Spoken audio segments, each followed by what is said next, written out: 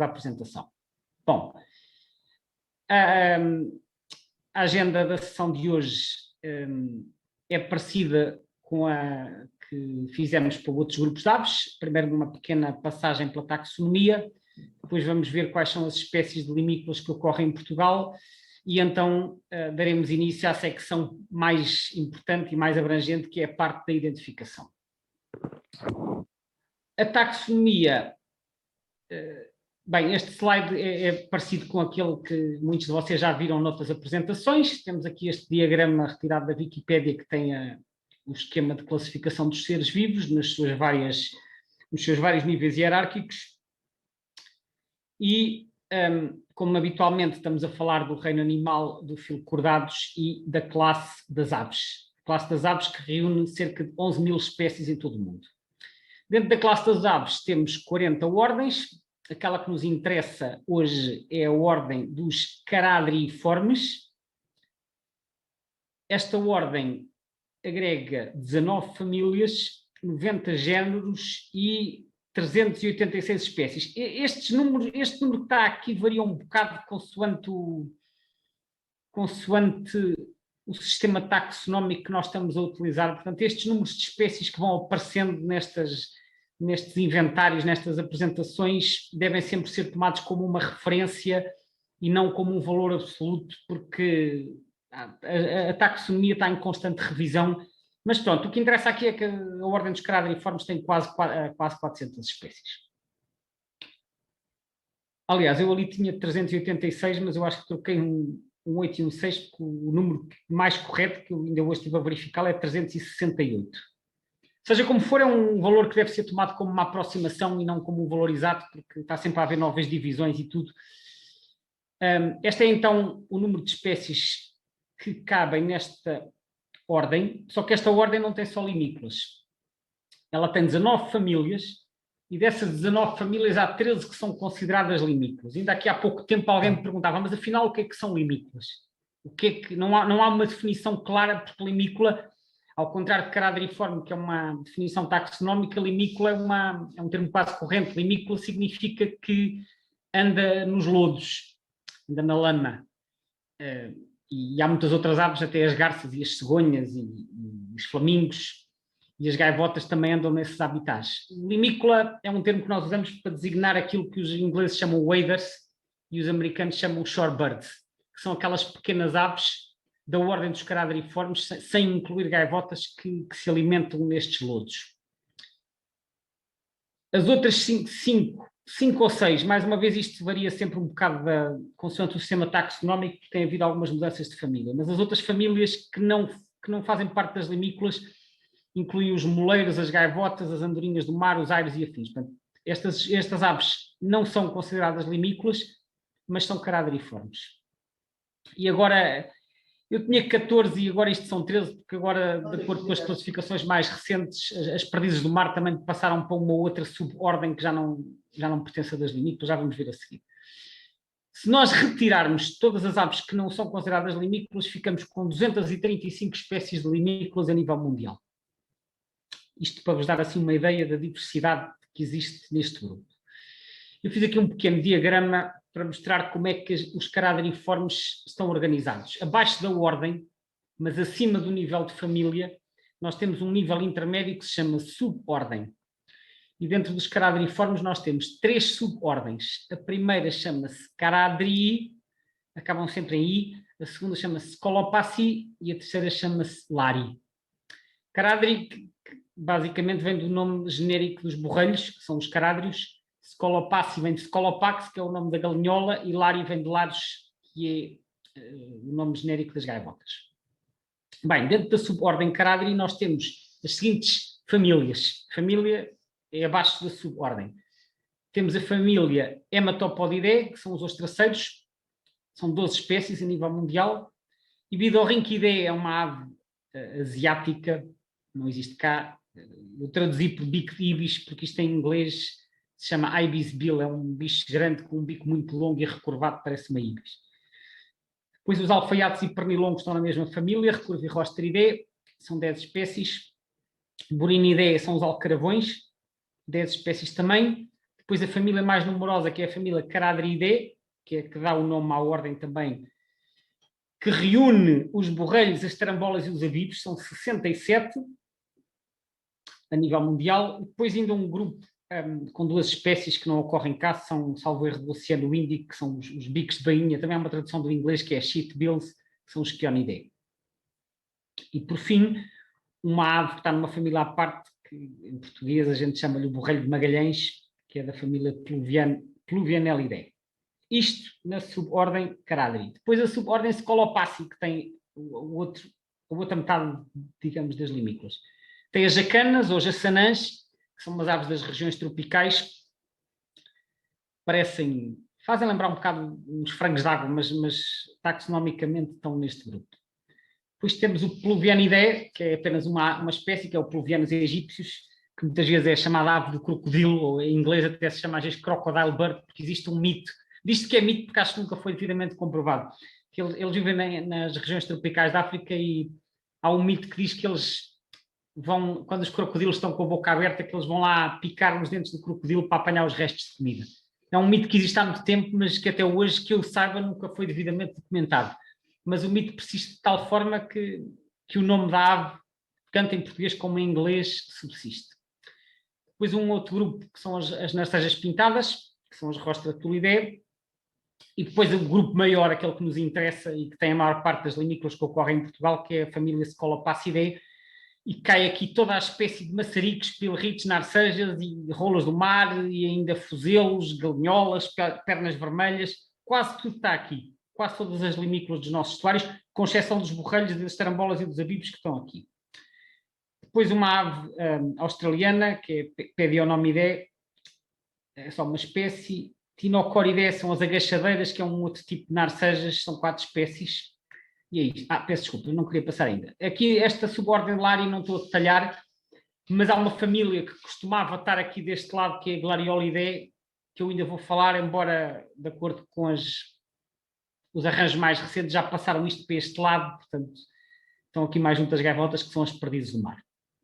Há aqui um detalhe já agora que eu queria chamar, que marca um bocado. Há várias diferenças também estruturalmente entre estas duas famílias, mas há aqui um aspecto muito relevante, e eu vou focar-me aqui nestas duas maiores famílias, que é a família Caradridae e a família Scolopacidae.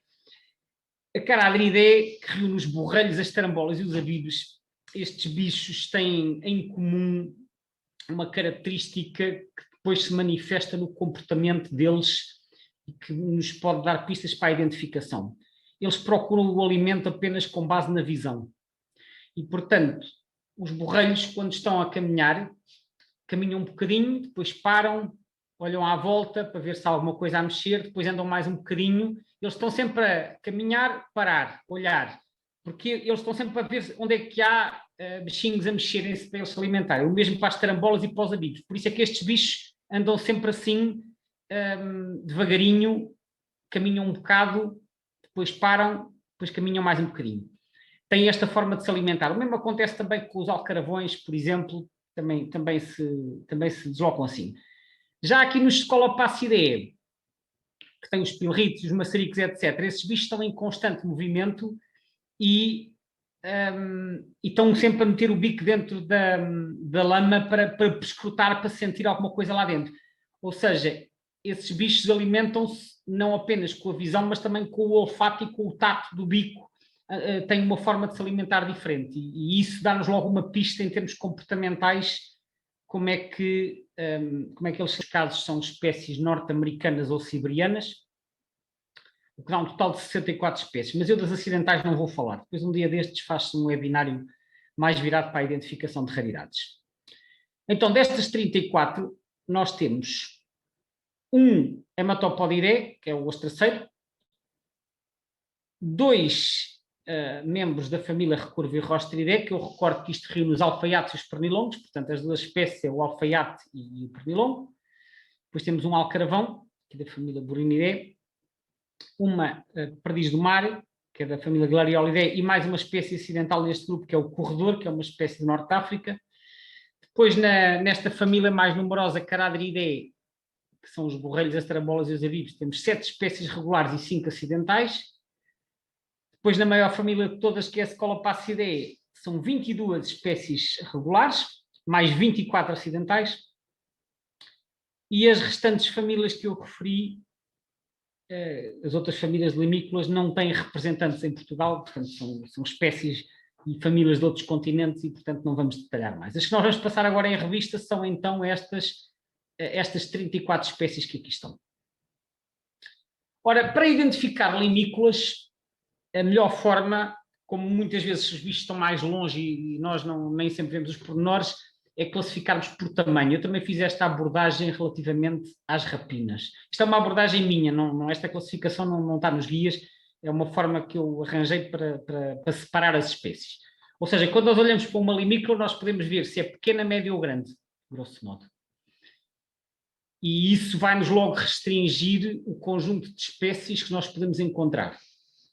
Então, eu peguei nestas 34 espécies e dividi-as em 3 grupos. Temos primeiro as grandes. As grandes são aquelas que são, digamos, do tamanho de uma gaivota. Não precisa ser uma gaivota muito grande, mas é também de um guincho, ou de uma gaivota de cabeça preta, ou, em alguns casos, até um bocadinho maiores. Mas são aquelas que têm um tamanho maior de 35 centímetros. A comparação com as gaivotas não é perfeita, porque as limícolas muitas vezes têm patas mais compridas e bicos muito longos, portanto, é uma aproximação. Mas são aquelas que, comparando, por exemplo, com gaivotas, estão na mesma ordem de grandeza. São 9 espécies. São as mais fáceis de identificar, são estas grandes. Depois temos 11 espécies médias, que são aquelas que eu balizei aqui entre os 21 e os 35 centímetros, digamos, são do tamanho de uma rola turca, se quiserem, ou de um pombo doméstico. São espécies de pequeno tamanho. E depois temos de médio tamanho, e agora sim as espécies pequenas são 14, são aquelas que são menores que 21 centímetros, são do tamanho de um tordo, de um pequeno tordo, ou algumas até do tamanho de um trigueirão ou de um verdilhão. Portanto, são espécies já, em alguns casos, do tamanho de passeriformes. Não precisa ser tamanho de pardal, pode ser um bocadinho maior. Reparem que esta abordagem de tentar avaliar o tamanho da ave é útil, eu referi no caso as rapinas, mas isto é útil para qualquer ave. Uma boa técnica para identificar uma ave que nós não conhecemos é comparar com uma espécie de tamanho conhecida. Ver se é do tamanho de um pardal, de um melro, de um pombo, de um búteo, de uma cegonha. Portanto, compararmos com uma espécie conhecida é o primeiro passo para conseguirmos logo encaixar ou se quiserem, reduzir o leque de espécies elegíveis. E, portanto, o resto desta apresentação eu vou abordar isto por grupos. Primeiro as grandes, depois as médias e depois as pequenas. E então, passamos à parte que nos interessa mais, que é a parte da identificação.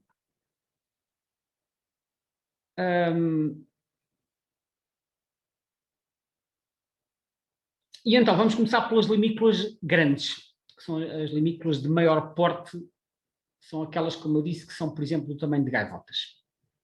Aqui temos 9 espécies neste grupo, e este grupo inclui o astraceiro, o alfaiate, o pernilongo, o alcaravão, a galinhola e depois os grandes maçaricos. Maçarico é um termo muito genérico que abarca uma data de espécies, mas só daquela família que eu falei há pouco dos escolopacídeos. O termo maçarico não se aplica aos borrelhos, nem às carambolas. Aplica-se a diversos escolopacídeos, mas é um termo um bocadinho abrangente que não designa um grupo concreto. E então, dentro deste grupo grande, temos os maçaricos grandes e o fuzelo, que também é uma espécie de maçarico. E então, vamos começar pelo astraceiro. O astraceiro é uma ave bastante fácil de identificar, porque tem este bico cor de sangue, ou vermelho quase alaranjado, e as patas também vermelhas, e a plumagem é preta e branca. Eles aparecem às vezes assim em grupos à beira-mar, têm um colar branco, que no entanto este colar só está presente na plumagem de inverno. Quando eles adquirem a plumagem de verão, a plumagem nupcial a partir de março, mais ou menos, portanto em breve este colar desaparece e fica totalmente preto o pescoço, mas de resto podem ver aqui um indivíduo à esquerda, eles estão muitas vezes nas praias, assim à beira-mar, procurar alimento entre as rochas, e eles, apesar do nome, não se alimentam só de ostras, até porque não há ostras em todo lado, eles alimentam-se de outro tipo de moluscos, bivalves, etc. Aqui um bando de ostraceiros numa daquelas praias rochosas, que eles gostam muito deste género de habitat. Embora também apareçam às vezes em estuários e lagoas costeiras, mas eles gostam muito aqui da orla marítima. Como eu disse, é uma ave fácil de identificar graças à sua plumagem preta e branca, tem o bico e as patas vermelhas. Embora eles ocorram ao longo de todo o litoral, há 3 ou 4 sítios em Portugal em que eles são especialmente numerosos. Um é na Lagoa de Óbidos, outro é no estuário do Sado e outro é na Ria Formosa. Embora ocorram, enfim, ocorrem em quase todas as zonas úmidas do litoral português, em números variáveis, e também ocorrem em praias. Isto é então uma das limícolas mais fáceis, mas começamos por aqui para também servir de comparação para o resto. O nome científico que aparece aqui em baixo é Hematopus australecus. Estou a ver se passava isto aqui para o lado, para não estar aqui à frente. Ou seja, não dá para minimizar esta barrazinha que está aqui em baixo do Zoom. Tem para aqui os comandos todos do compartilhamento e tudo o resto. Não sabes?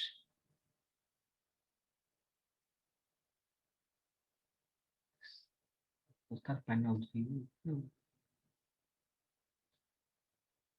Já consegui. Ok. Tinha aqui para ocultar essa barra.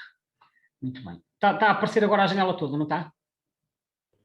Sim, tens, no entanto, tem uma janelinha qualquer. É o quadrado, outra vez. Yeah. Agora, se conseguires encolher e encostar a um cantinho, não chateia ninguém. Esta janela?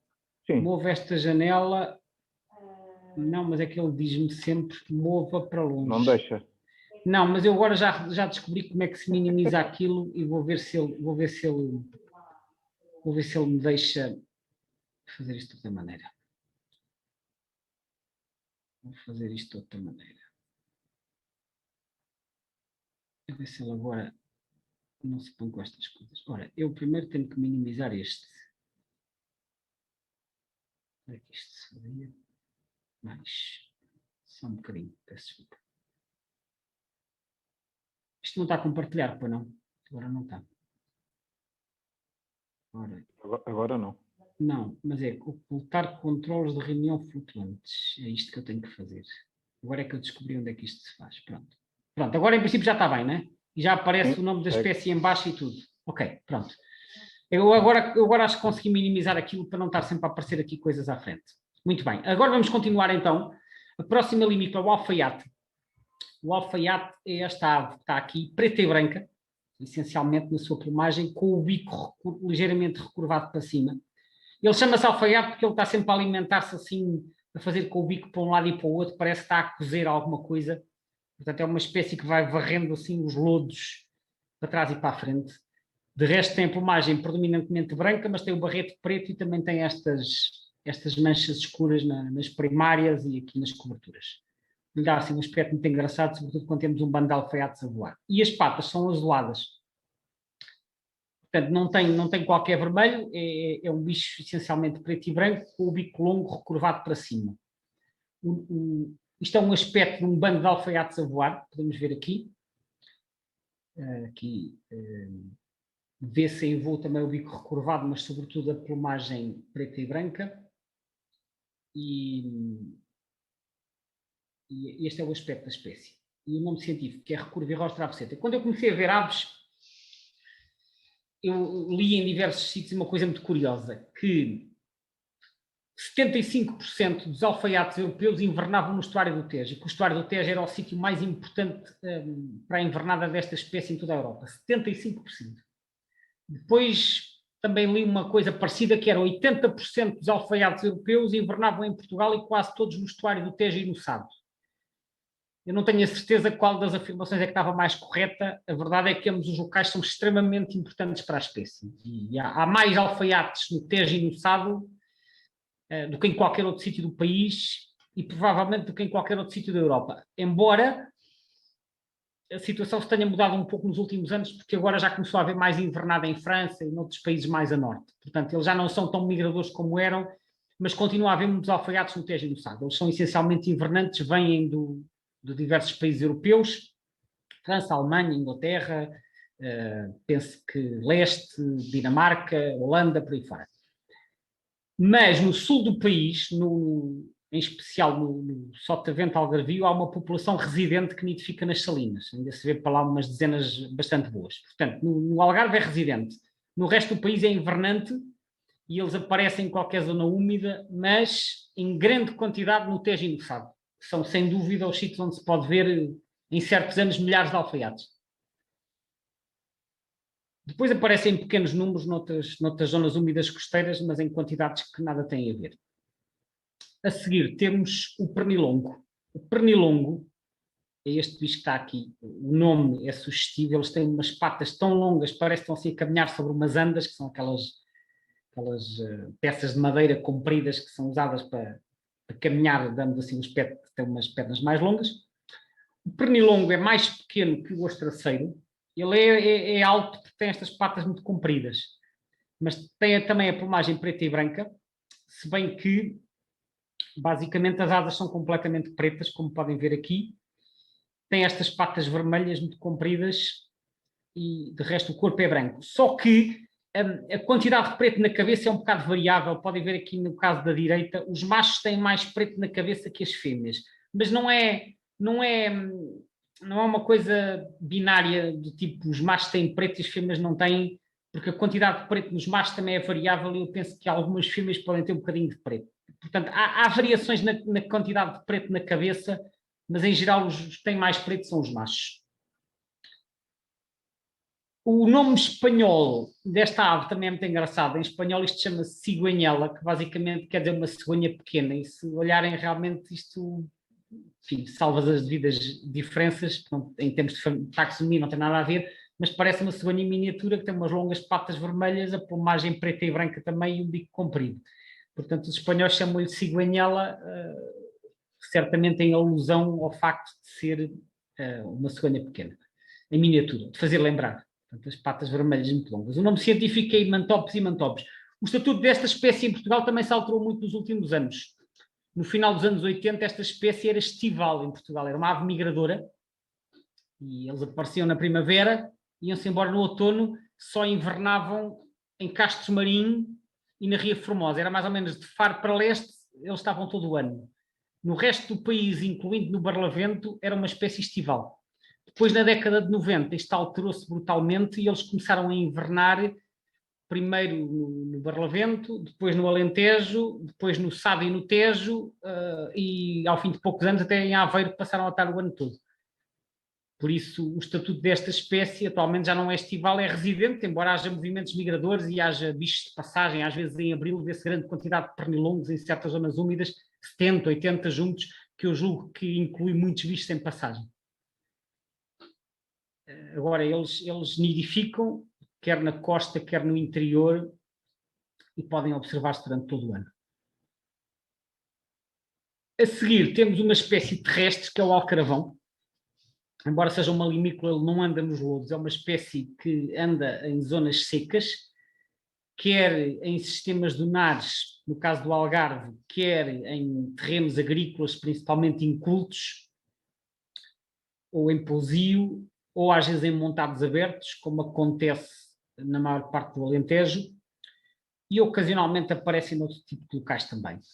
Mas é uma espécie de hábitos terrestres. E além de hábitos terrestres, tem hábitos crepusculares ou noturnos. Portanto, eles de dia estão muito parados e depois à noite é que se movimentam mais. É uma ave relativamente grande, maior que um ostraceiro, todo castanho, e o facto de ele se movimentar neste tipo de terrenos dá-lhe assim um aspecto críptico que faz com que ele se possa confundir facilmente com o meio envolvente. Quando nós estamos a olhar para um alcaravão pousado num campo, ele quase parece uma pedra.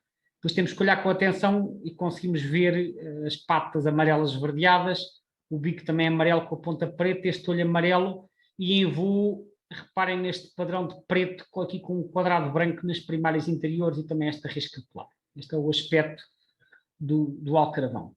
Mas eles durante o dia mexem-se muito pouco. Eles durante o dia tipicamente levantam-se alguma coisa ao se espantar, mas estão muito parados. Eles depois saem mais à noite para se alimentar e ouvem-se muito a chamar durante a noite. Distribuem-se essencialmente a sul do Tejo, tanto no Alentejo como no Algarve, embora também apareçam em menores números na beira interior e às vezes no norte do país, tanto no litoral como no interior, mas no norte são muito mais escassos. Isto é essencialmente uma espécie do sul. Tem então a plumagem críptica, como eu referi, e tem hábitos crepusculares e noturnos. O nome científico, burinhos ou edicnemos. No inverno é engraçado porque esta espécie é dada como residente em todos os manuais, mas eu não tenho qualquer dúvida que há chegada de invernantes a Portugal. Isto, por um lado, porque há recapturas, e por outro lado, porque no inverno seriam muito mais. Nós na primavera vemos 2 ou 3 ou 4, no inverno vemos bandos de 20 ou 30, às vezes mais. No tempo em que fizemos o Atlas do Baixo Alentejo, houve alguém que na zona de Castro Verde, se não me engano, viu um bando de perto de 250. Eu não tenho conhecimento de bandos tão grandes nos últimos anos, mas mesmo assim no inverno, por exemplo, no Algarve, nas Ilhas Barreira, não é raro ver 30 ou 40 juntos, ou em Olhão, ou em Castro Marinho. Na primavera não vemos estes números. Além disso, em muitos países da Europa Central, de latitudes temperadas como Inglaterra, Alemanha, França, há muitíssimo menos registros no inverno do que há na primavera, até no norte de Espanha. Portanto, eu penso que nós no sul do país recebemos muitos alcaravões que se juntam aos alcaravões residentes, por isso é que no inverno conseguimos encontrar bandos maiores. Depois, uma das limícolas mais difíceis, a galinhola. Eu nunca vi galinholas em Portugal. Só vi uma vez uma galinhola na Suécia, já foi há muitos anos, e assim uma a passar a voar, como está aqui nesta imagem. A galinhola é uma ave também terrestre, de hábitos essencialmente florestais. Elas andam nos bosques. Um dos nomes coloquiais para ela é dama dos bosques. Elas saem ao crepúsculo também para se alimentar, e então podemos vê-las a passar. Tem uma silhueta parecida com a de uma narceja, assim, com este bico comprido, apontado para baixo, mas um voo mais lento. As narcejas voam muito depressa, as galinholas voam mais devagar, têm assim umas batidas mais lentas e mais pausadas. É uma ave também assim castanha, portanto caracteriza-se pelo bico longo. Reparem nestas riscas transversais na cabeça também e na cauda muito curta. As patas também são relativamente curtas. Elas gostam de andar assim nos bosques também, a remexer a folhagem, à procura de bichos, mas não é de maneira nenhuma uma espécie aquática. O nome científico é Scolopax rusticola. Mas em Portugal são essencialmente invernantes. Pelo que sei, ocorrem de outubro até março, aparecem por todo o país, mas não é um bicho fácil de ver. A região onde é mais fácil de ver, na realidade, é nos Açores, porque nos Açores elas são residentes e são razoavelmente frequentes em certas ilhas, como por exemplo as Flores, ou o Corvo, ou o Terceiro, ou o Pico. Aparecem em várias ilhas e são residentes, portanto é talvez mais fácil de ver. Eu, quando estive nos Açores, uma vez levantou-me um bicho à minha frente, na Ilha das Flores, assim, uma coisa castanha que fugiu, desapareceu, e eu fiquei convencido que era uma galinhola, mas não vi pormenor nenhum e não considerei a observação. No continente é quase mais uma questão de sorte que outra coisa. Conheço pessoas que já viram várias, eu nunca tive essa sorte, mas pelo que sei também é necessário investir ao crepúsculo em determinados locais, talvez um dia destes, mas de qualquer forma não quis deixar de fazer aqui referência à espécie. Agora, chegamos aos grandes maçaricos. Até aqui vimos tudo, só espécies que não têm, digamos, não têm primos parecidos que suscitem confusão. São tudo espécies únicas. Mas agora vamos entrar naqueles grupos que são 2 ou 3 espécies parecidas e propícias à confusão. E o primeiro par são estes 2 maçaricos que aqui estão, que é o maçarico real e o maçarico galego. Eles, olhando aqui para estas 2 fotos, parece que são do mesmo tamanho, mas não são, porque as fotos não estão à mesma escala. Este maçarico real é muito maior, é a nossa maior limícola. É um bicho do tamanho de uma gaivota de asa escura. O maçarico galego é um bocadinho mais pequeno. Eles à distância podem ser muito parecidos, mas há diferenças. A primeira diferença é o tamanho do bico. O bico do maçarico real é muito mais longo que o do maçarico galego.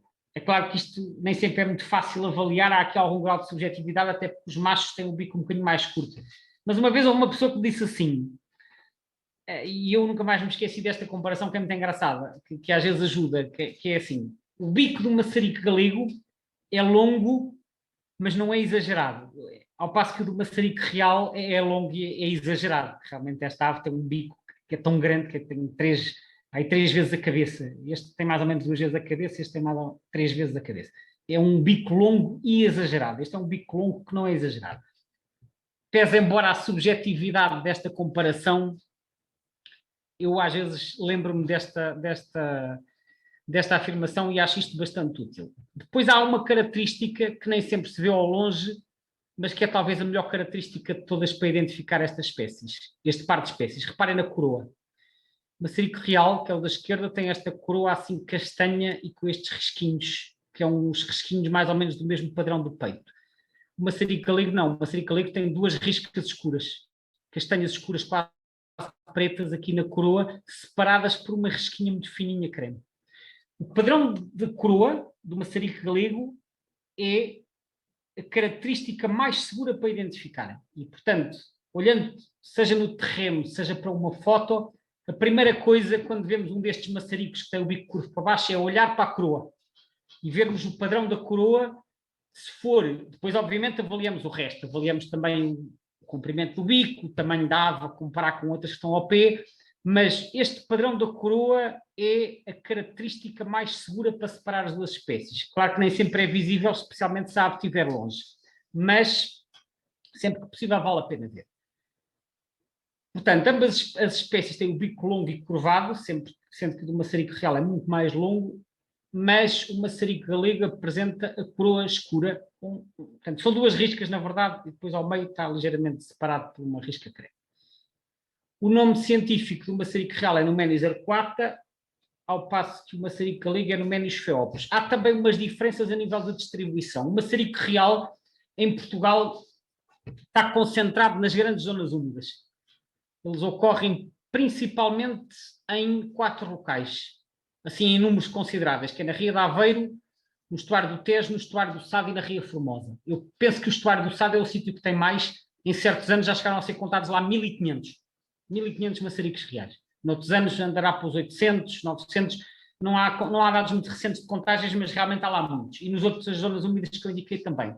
De resto, podem aparecer noutras zonas úmidas do litoral português, mas em números muitíssimo menores. Mas é claramente uma limícola de estuário.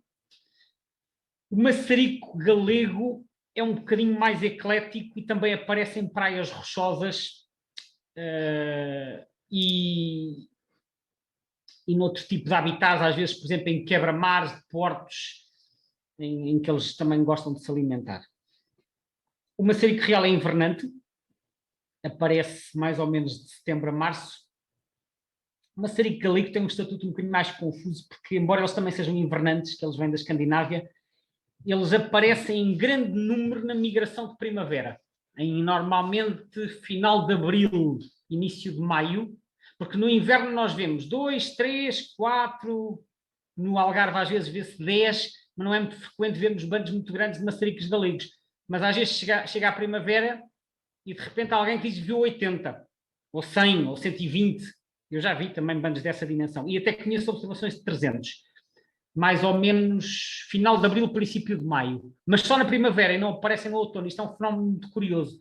São bichos que vêm em passagem, porque nós olhamos para as limícolas e pensamos que elas são maioritariamente invernantes, mas há muitas, quase todas as espécies têm populações de passagem que vêm da Mauritânia, de uma zona muito importante para as limícolas, que é o Banco da Argan, na Mauritânia. E há muitas limícolas que passam por cá em abril e maio e depois em setembro, quando vão para baixo. Mas os maçaricos galegos não passam em setembro, só passam em abril. E isto é muito curioso. Eles vão nidificar salvo erro, na Islândia. Na Islândia ou na Groenlândia, não me recordo. E então eles vêm de lá de baixo da África, vão a subir a costa, passam pela costa portuguesa em abril, aparecem grandes bandos e, sei lá, em sítios como a Ria de Alvor, em certos anos aparecem 150 na primavera, e quem diz a Ria de Alvor diz qualquer outra zona úmida do litoral.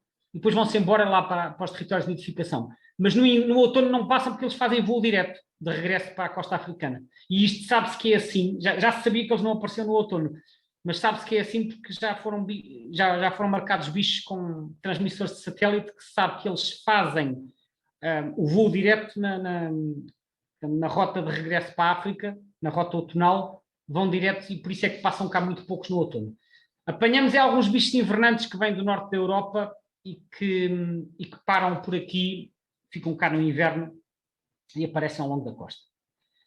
Mas têm uma distribuição mais ampla que o maçarico real que está nos grandes estuários. Depois temos este par. Estes são os que têm o bico virado, enfim, direito ou ligeiramente virado para cima, ao contrário dos outros dois que tinham o bico virado para baixo, que é à esquerda o maçarico de bico direito e à direita o fuzelo, que são duas espécies invernantes que aparecem por cá também. Quando eu comecei a ver aves, o que dizia nos guias é que este tem o bico direito e o fuzelo tem o bico ligeiramente curvado para cima, que nós podemos ver aqui. E então eu, durante anos, cada vez que via um bicho destes, desculpem, passava imenso tempo a olhar para o bicho, de todos os ângulos possíveis, para tentar perceber se o bico era curvado ou não era curvado. O problema é que o maçarico de bico direito também tem o bico ligeiramente curvado. Isto nem sempre é fácil de avaliar. Aqui nas fotos parece fácil, no terreno nem sempre é fácil. E eu andei durante anos a tentar avaliar isso, e só ao fim de uma data de tempo é que percebi que há um critério muitíssimo mais fácil para distinguir estas duas espécies. Reparem no padrão do dorso. Esta espécie, o maçarico de bico direito, tem o dorso assim cinzento, liso. Cinzento acastanhado, mas liso. O fuzelo tem o dorso todo riscado. É um bicho mais claro e assim com imensas riscas. E é muitíssimo mais fácil olhar para isto e avaliar pelo padrão do dorso do que andar aqui a olhar para o bico para tentar perceber se é muito curvado ou pouco curvado. E eu, quando descobri isto, a identificação destas duas espécies passou a ser muitíssimo mais simples. Uma nota só para dizer que os juvenis de maçarico de bico direito são ligeiramente serapintados e às vezes poderiam fazer lembrar um fuzelo, embora não sejam tão riscados, mas são assim, às vezes um bocadinho serapintados. Os adultos é que são mais lisos. Depois ainda há a diferença em voo, que já vamos ver a seguir. Em voo é muito mais fácil de distinguir, mas para já estamos só a ver pousados. Portanto, olhar para o padrão do dorso é mais fácil de identificar, de distinguir as duas espécies, do que olhar para a curvatura do bico. Portanto, ambos têm o bico longo quase retilíneo, embora o do fuzelo seja ligeiramente curvado para cima. E o mais importante, então, é ter o dorso riscado. Nome científico, Limosa limosa, do maçarico de bico direito, Limosa lapónica, o do fuzelo. O fuzelo tem uma distribuição parecida com a do maçarico real. Grandes zonas úmidas costeiras, portanto, Ria Formosa, estuários do Tejo e do Sado, Ria de Aveiro, embora apareça também em menores números noutras zonas úmidas, como, por exemplo, na Ria de Alvor, na Lagoa de Óbidos, penso que no estuário do Minho também e noutras zonas úmidas. Mas é uma limícola estuarina. O maçarico de bico direito é mais eclético, aparece em estuários, mas também aparece em salinas, aparece às vezes até em zonas úmidas de interior, aparece muito em arrozais, e em certos anos ali nos arrozais de Benavente e La Franca de Xira chegam-se a ver 5.000 ou 10.000.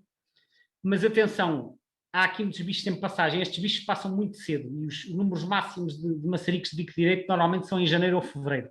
A passagem desta espécie dá-se muito cedo e se nós não tivermos noção dos calendários, às vezes podemos pensar que são apenas bichos invernantes, mas às vezes já há muitos bichos em passagem nessa altura. Há um pormenor também relevante sobre as limícolas, que é verdade para qualquer espécie, mas especialmente para as de maior dimensão. A maioria destas espécies são invernantes, não nidifica cá. Mas é frequente durante os meses de verão, junho, julho, ficarem por cá bandos, às vezes, de imaturos que não migraram e que ficam por cá. Não foram para os territórios de nidificação. E com as limícolas, acontece com outras aquáticas, acontece com gaivotas também, mas acontece com alguma frequência com limícolas. Nós chegarmos a um estuário em junho, onde praticamente não há limícolas, e depois andam lá uns fuzelos, ou uns ostraceiros, ou até uns maçaricos reais a passear, ou então destes, maçarico de bico direito, são bichos que não estão a nidificar e que ficaram por lá. Ou então foram aos territórios de nidificação, falharam a nidificação e voltaram mais cedo. Portanto, não tem um significado especial o facto de serem observados nessa época do ano, porque acontece muito com este grupo de aves. Bem, em voo, isto são as mesmas duas espécies, em voo é muito mais fácil, porque o maçarico de bico direito tem uma risca branca enorme que atravessa o meio das primárias e das secundárias, podem ver aqui. O fuzelo não, o fuzelo tem as asas assim castanhas, com estas manchas mais escuras, mas não tem assim uma risca branca grande. Tem só assim o dorso esbranquiçado, tem a cauda branca com umas riscas escuras, mas não tem uma risca branca na asa. Então, quando nós vemos um bicho destes a voar, Se não conseguimos fazer uma identificação pausada e se virmos o bicho a voar, basta vermos se tem a risca branca ou não. Portanto, o maçarico de bico direito em voo tem esta risca alar branca e depois na cauda tem uma barra preta terminal, uma barra larga, enquanto que o fuzelo não tem risca alar e tem estas barrazinhas fininhas na cauda. Se nós soubermos estes pormenores, há um bicho destes que levanta, só temos que pensar aqui, pegando naquela expressão que eu disse há pouco das características diagnosticantes, a característica diagnosticante do maçarico de bico direito em voo é a risca alar branca. E no fuzelo é a ausência dela. É claro, o maçarico galego também tem este padrão em voo, só que tem o bico curvado para baixo. Portanto, o maçarico galego não seria confundido com o fuzelo pela forma do bico. Mas são do mesmo tamanho, aproximadamente. Para verem bem o efeito desta risca branca, eu ainda incluí aqui uma foto de um bando de maçaricos de bico direito em voo. Reparem, uma data deles a voar, vê-se bem o bico direito comprido e todos eles com a risca alar branca, aquela risca que eu estava a falar. Portanto, mesmo sem ver mais pormenores, esta foto já nos permite fazer uma boa identificação, porque vemos que é uma limícola com um bico muito comprido e com uma risca alar branca muito visível no meio da asa. A única outra espécie que tem assim uma risca alar branca é o ostraceiro, mas o ostraceiro não, pronto, tem uma plumagem preta e branca e tem o bico vermelho, não se confunde com estes bichos. Isto são então os aspectos a ter em conta na identificação destas grandes limícolas. Agora, passamos para as limícolas médias. Isto agora vai-se complicar um bocado porque nós já vimos as mais fáceis, agora vamos ver o grupo mais complicado. Aqui temos 11 espécies. Temos primeiro a perdiz do mar. Eu estou a considerar como limícola, embora, como eu disse há pouco, na classificação mais recente, ela agora está na subordem Lari, está mais perto das gaivotas, mas eu vou falar dessa espécie também. Depois temos 3 espécies de tarambolas, o abiba, a narceja, o combatente, a seixoeira e depois os maçaricos médios. Eu já disse há pouco que o termo maçarico é um termo um bocado abrangente que se aplica às espécies grandes, médias e pequenas, portanto, diferentes espécies da família Scolopacidae. Vamos falar dos tringas, mas não de todos, há alguns que são de menor dimensão. Vamos falar dos tringas maiores. Começamos então pela perdiz do mar. É uma limícola bastante peculiar por vários aspectos. Primeiro, tem estas asas enormes, isto faz lembrar quase uma andorinha, estas asas enormes e curvas, e com uma cauda comprida e bifurcada. E depois porque se alimenta em voo.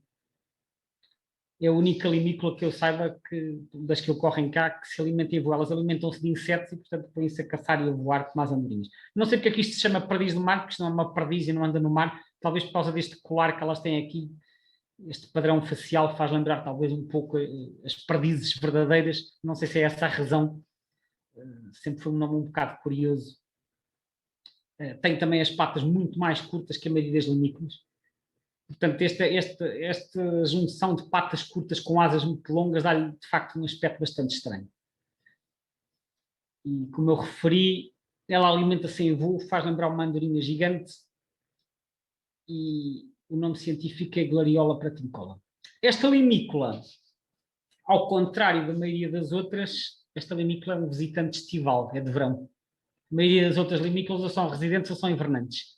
Esta é uma limícola de verão, o que não surpreende porque se alimenta de insetos em voo, é como as andorinhas vão para a África no inverno, não é propriamente só por causa do frio, é porque no inverno não tem alimento, não tem insetos, então vão para a África para conseguirem sobreviver. A perdiz do mar também se alimenta de insetos em voo, tem o mesmo problema, portanto, quando chega ao final do verão, o alimento começa a escassear e elas vão-se embora. A perdiz do mar distribui-se essencialmente a sul do Tejo, elas são muito raras a norte do Tejo.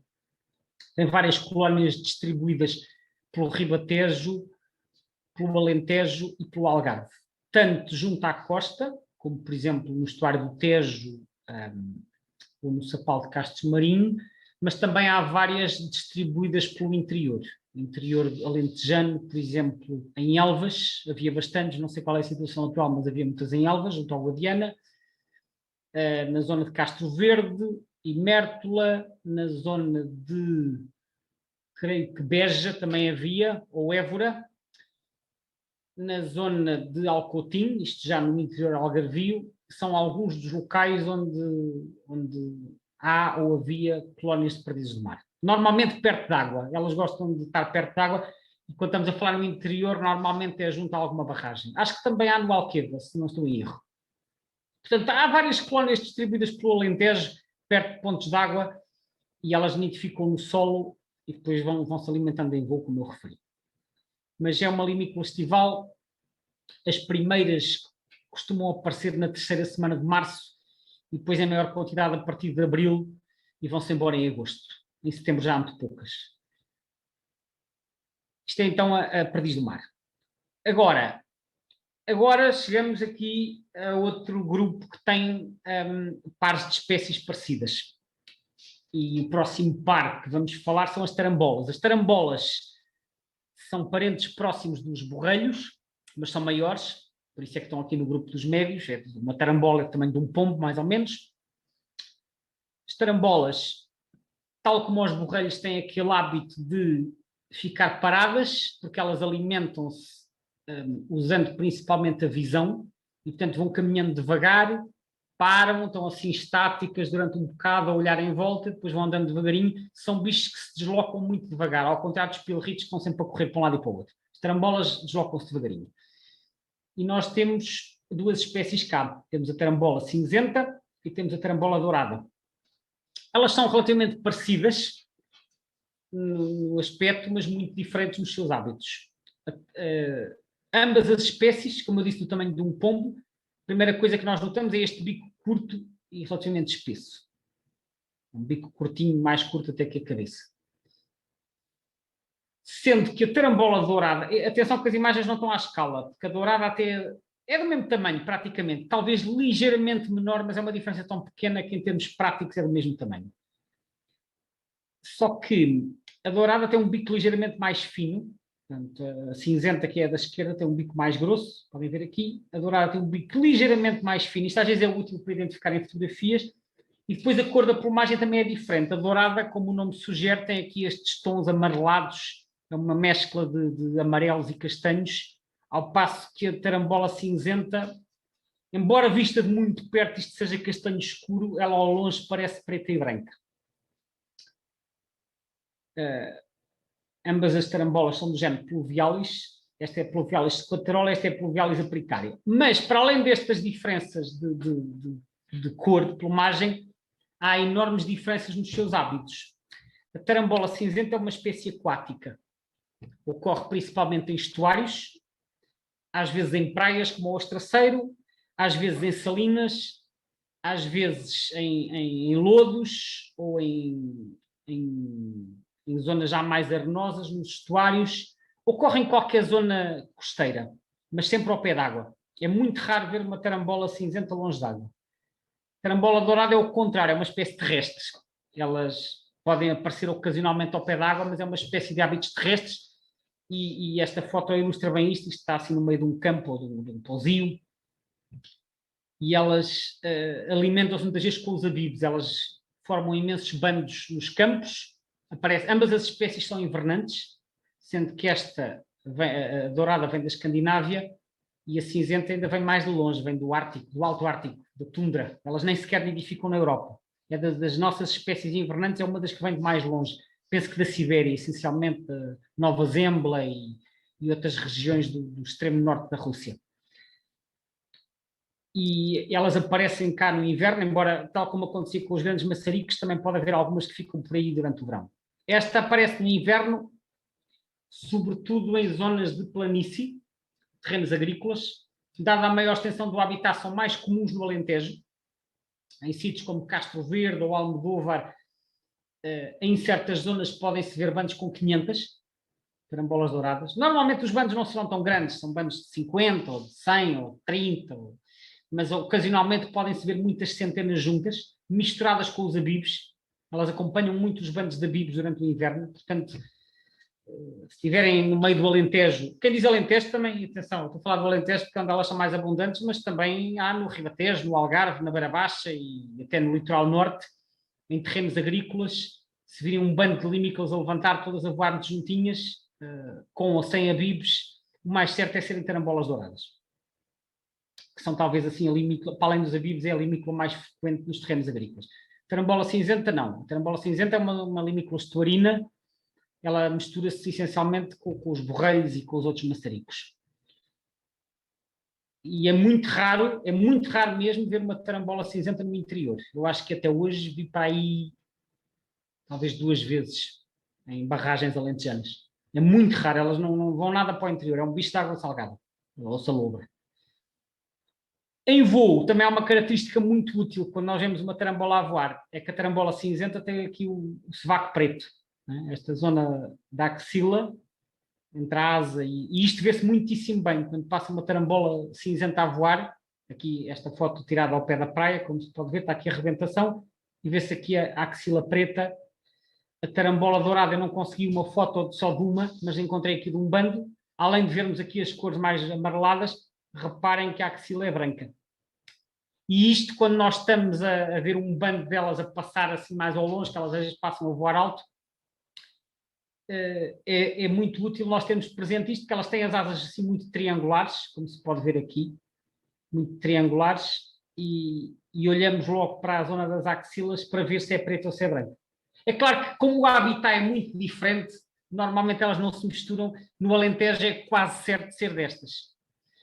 E nas zonas costeiras normalmente é destas. Mas ocasionalmente aparecem tarambolas douradas em Salinas. Não é invulgar, não é muito comum, mas de vez em quando acontece. Portanto, eu estou a dizer que há uma espécie de segregação pelo habitat. Isto dá-nos pistas, mas não devemos descurar as características identificativas. Não devemos identificar apenas pelo habitat. Portanto, tarambola cinzenta tem a axila preta e a tarambola dourada tem a axila branca. Esta é a principal característica que distingue estas duas espécies quando estão a voar. O nome científico já tínhamos visto. São Pluvialis scoterola e Pluvialis apricata. Depois temos uma outra espécie que também se chama o tarambola ao borrelho, que é o borrelho ruivo. Eu aprendi para isto o nome tarambola carambola, que é assim um nome um bocadinho grotesco, mas atualmente o nome que se usa mais é o borrelho ruivo. É um bocadinho mais pequena que as outras tarambolas, mas maior que os borrelhos mais frequentes que encontramos nos estuários, e por isso eu ainda incluí nas limícolas médias. É assim um bicho um bocadinho mais pequeno, tem estes tons assim, normalmente aparecem nesta plumagem, assim, com esta plumagem creme, e a característica mais visível é esta longa sobrancelha branca, depois se prolonga até à nuca, e a sobrancelha dos dois lados encontra-se na nuca fazendo um V. Quando estamos a ver o bicho de costas, vemos assim um V na nuca.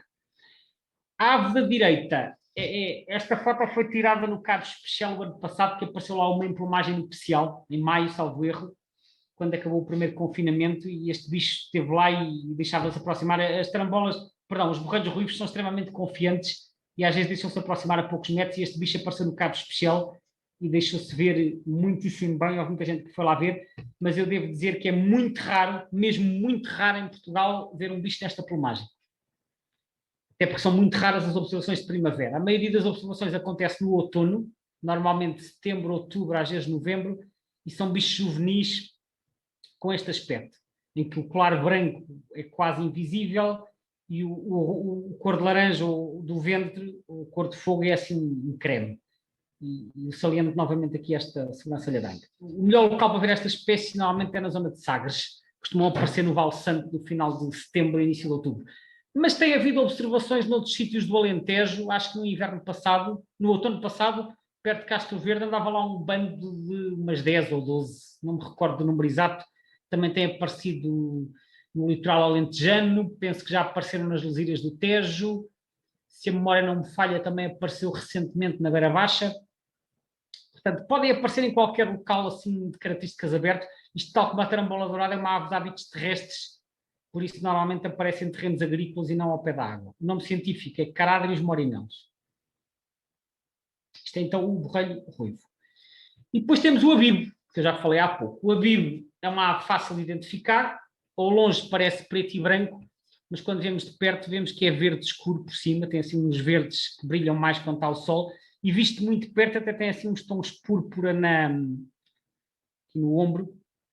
Por baixo são brancos, e depois as infracaudais são cor de laranja, embora isto nem sempre se veja, vê-se aqui nestas fotos em voo, tem as infracaudais de cor de laranja. Tem uma pequena polpa, e uma característica desta limícola, que distingue praticamente das outras todas, é que as asas são arredondadas, e por isso até podemos contar os dedos, quase como acontece nas rapinas. perdão, a maioria das outras limícolas tem as asas pontiagudas, mas os abibos têm as asas muito arredondadas e têm assim umas batidas muito lentas. E ao contrário das outras limícolas que voam em grandes bandos sincronizados, os abibos chega-se a ver bandos de 50, 100 ou mais, mas tem sempre parece um bando completamente desorganizado, não estão de maneira nenhuma sincronizados, eles vão na mesma direção, mas vai cada um por si. E como eu disse há pouco, eles misturam-se muitas vezes com as tarambolas douradas. Então, quando está pousado, tem este aspecto, a plumagem esverdeada e tem uma pequena popa, e em voo tem este aspecto preto e branco, vendo-se talvez aqui um amarelado nas faces, de resto é preto e branco e tem as asas arredondadas. O nome científico é Vanellus vanellus. Segundo os guias, esta espécie em Portugal é invernante. E de facto, as maiores quantidades aparecem de outubro a março, mais ou menos. Depois vão-se embora. Mas todos os anos em julho aparecem alguns, junho e julho. E sempre que alguém descobre uma biba em junho ou julho, fica sempre entusiasmadíssimo com a observação. De facto, olhando para os guias, parece que é assim uma coisa fora do normal, mas não é. É normal aparecerem abibos em junho ou julho. Primeiro porque eles já nidificaram em Portugal várias vezes. Eu confirmei uma vez na zona de Coruche. Sei que há confirmações no litoral centro, perto de Mira, ou perto de Coimbra. Há confirmações em diversos locais do Alentejo. Só que não há nenhum sítio em que a nidificação seja regular. São assim acontecimentos esporádicos. Ocasionalmente nidificam aqui ou acolá. Mas em Espanha há mais a nidificar. E eu julgo que muitos dos que aparecem por cá em julho e em agosto são bichos em dispersão vindos de Espanha. É a minha convicção. Eles vão se dispersando, andam por aí a passear, já terminaram a nidificação e depois em outubro é que chega a maioria deles que já vem de França e de outros países europeus. Portanto, é normal. Em maio e junho praticamente não o vemos, mas a partir do fim de junho, às vezes ao pé de açudes alentejanos ou noutras zonas úmidas, já andam lá 1, 2 abibos. Aliás, a primeira vez que eu vi um foi em São Martinho do Porto e foi também em pleno verão. Eu não estava à espera, na altura nem sabia bem o que era aquilo, vi um bicho com as asas arredondadas, depois vá à procura nas rapinas. Também na altura não percebia muito o assunto. Mas já à procura nas rapinas e depois não encontrava nada. Depois é que vi o bicho pousado e percebi que era um abibo. Não conhecia a espécie, não estava à espera de encontrar nessa altura porque o guia dizia que era invernante e depois nos anos seguintes fui percebendo que é normal eles começarem a aparecer em pequenos números durante o verão. Portanto, ficam aqui as características essenciais do abibo. Bem, como esta sessão hoje é mais longa, nós fazemos agora um intervalo de 5 minutos e depois então retomamos, são 18h35, retomamos às 18h40. Já está. Muito bem. Eu vou compartilhar novamente.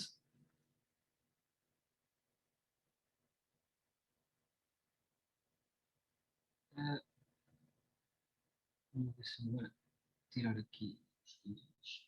Já está. Confirme-me só, por favor, se está a aparecer já. Está a aparecer, está a aparecer. A narceja, muito bem. Bom, vamos continuar com as lamícolas médias. A próxima espécie é a narceja.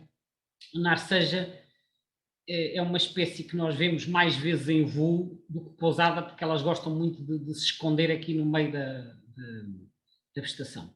Mas com experiência também a conseguimos ver pousada. É uma limícola de tamanho médio, com umas patas muito curtas, mas um bico muito comprido. E tem assim o dorso castanho, meio riscado e mesclado. Mas, como elas andam assim muito no meio da vegetação e às vezes ficam assim pousadas muito quietinhas e tem esta plumagem, ela acaba por ter um aspecto um bocado críptico e por isso é que muitas vezes nós só damos pelas narcejas quando elas levantam. Elas quando levantam fazem assim um som. E nessa altura é que vemos a narceja a levantar e depois ela afasta-se a voar em zigue-zague. Tem um voo muito característico. As patas então são muito pequenas, mas o bico muito longo é algo que também se vê em voo. E é uma característica importante para distinguir depois da narceja galega, que eu vou falar mais adiante, é esta questão do voo zigue-zagueante. A narceja é uma espécie essencialmente de água doce, embora também possa aparecer em água salobra, mas não é uma espécie de estuário, é uma espécie de águas pouco profundas, com alguma vegetação, e elas gostam, por exemplo, de restolhos de arroz, aqueles terrenos que já foram ceifados de arroz, mas que ainda estão cheios de água, margens de açudes ou de pequenas lagoas de águas pouco profundas. Em arrozais, às vezes, arrozais, estou a dizer, os restolhos de arroz, Em zonas muito inundadas, às vezes conseguimos ver 40 ou 50 ou 60 ou mais narcejas juntas. O nome científico é Galinago galinago. É uma espécie invernante que aparece a partir de agosto e está cá até ao início de abril. Nidifica nos Açores em número reduzido, e uma coisa que quase ninguém sabe é que elas também nidificam ou nidificavam em Portugal continental, no extremo norte do país, na Serra do Gerês e possivelmente um pouco mais para leste, na zona de Chaves ou Vila Pouca de Aguiar. No passado nidificavam por lá. Atualmente o estatuto desta população é um bocadinho incerto, mas se ainda houver narcejas a nidificar, é nessas terras altas do norte do país. De resto, é uma espécie invernante e migradora de passagem no resto do território, aparece em qualquer zona de água doce, aparece às vezes também em margens de pequenas ribeiras, desde que tenha assim algumas lamas. É uma espécie de distribuição ampla, mas como eu disse, muitas vezes só damos pelas narcejas quando elas levantam. Ouvimos o som e levantamos, lá vai uma narceja a voar e foi-se embora. Depois temos o combatente. O combatente, que é esta ave que está aqui, eles antes estavam num género próprio, que era o género Philomachus, mas recentemente foi reclassificado e isto agora está reclassificado como Calidris. Calidris é o género a que pertence a maioria dos pilritos. Combatente é daquelas espécies que talvez mais dúvidas suscita quando as pessoas veem. Há muita gente a pedir ajuda, tiram uma fotografia destas, olham para isto, não sabem o que é, pedem ajuda, e muitas vezes não é nenhuma raridade, é um combatente. Porquê? Porque o combatente nem sempre é fácil de identificar, porque eles são muito variáveis no aspecto por uma série de razões. Primeiro, a cor das patas varia. Pode ser vermelha, pode ser amarela, pode ser verde, são muito variáveis e eu não sei bem porque é que isto acontece. Depois, a cor da plumagem também varia. Há bichos mais escuros e bichos mais claros. Depois, as fêmeas são muito mais pequenas que os machos, é a única limícola em que isto acontece. Na foto da direita vê-se bem. Temos aqui, este é claramente uma fêmea, este também, este aqui muito maior é um macho. Há uma diferença enorme de tamanho dos combatentes. E, portanto, umas vezes podem parecer pequenos, outras vezes podem parecer grandes e toda esta variabilidade acaba por propiciar confusões. Bem, como é que isto se identifica? Há vários aspectos a ter em conta. Primeiro aspecto, todo este padrão assim escamoso por cima. Como podem ver, assim umas penas escuras com estas orlazinhas claras. Todos os bichos que aparecem aqui nas duas fotos têm este padrão. Mas há uma característica que eu acho sempre muita piada. Não costuma vir referida nos guias, mas é uma coisa que eu já reparei ao longo dos anos e que continua a ser verdade. É este aspecto despenteado. Parece que alguém passou aqui uma escova no sentido contrário das penas e deixou as penas levantadas. Está aqui, este aqui também tem as penas levantadas. Não tem todos, mas é algo que se vê com muita frequência nos combatentes, é as penas do dorso assim um bocado despenteadas. Não observo isto em mais nenhuma limícola. Agora, podem estar assim mesmo sem estar vento nem nada. É uma característica bastante curiosa. Depois, às vezes, parece ter assim um bocadinho de branco na base do bico. É também mais uma dessas características variáveis. Mas às vezes tem este branco. Em voo tem uma risca alar fininha e depois tem o urupígio branco com uma risca central escura. Portanto, eu deixo aqui também os aspectos que eu considero mais relevantes. O padrão escamoso por cima, com este ar despenteado, que acontece com muita frequência em combatentes. A diferença de tamanho entre o macho e a fêmea é também uma característica útil. O nome científico é Calidris pugnax. Temos aqui um exemplar à esquerda. Às vezes, quando está sozinho, nem sequer conseguimos dizer se é macho ou se é fêmea. Quando temos um bando, aí vemos bem a diferença de tamanho. Ora, os combatentes chamam-se assim porque eles têm uma parada nupcial muito, muito curiosa, em que os machos se põem à luta, têm uma plumagem muito vistosa na altura em que nidificam, mas eles não nidificam cá, é uma espécie do norte da Europa. Eles nidificam, a maior parte da população de combatentes está na Suécia, eu penso que é o país que tem mais, e depois há também populações importantes noutros países nórdicos, nomeadamente na Finlândia e na Dinamarca, também há alguns na Alemanha, na Polónia, no Reino Unido.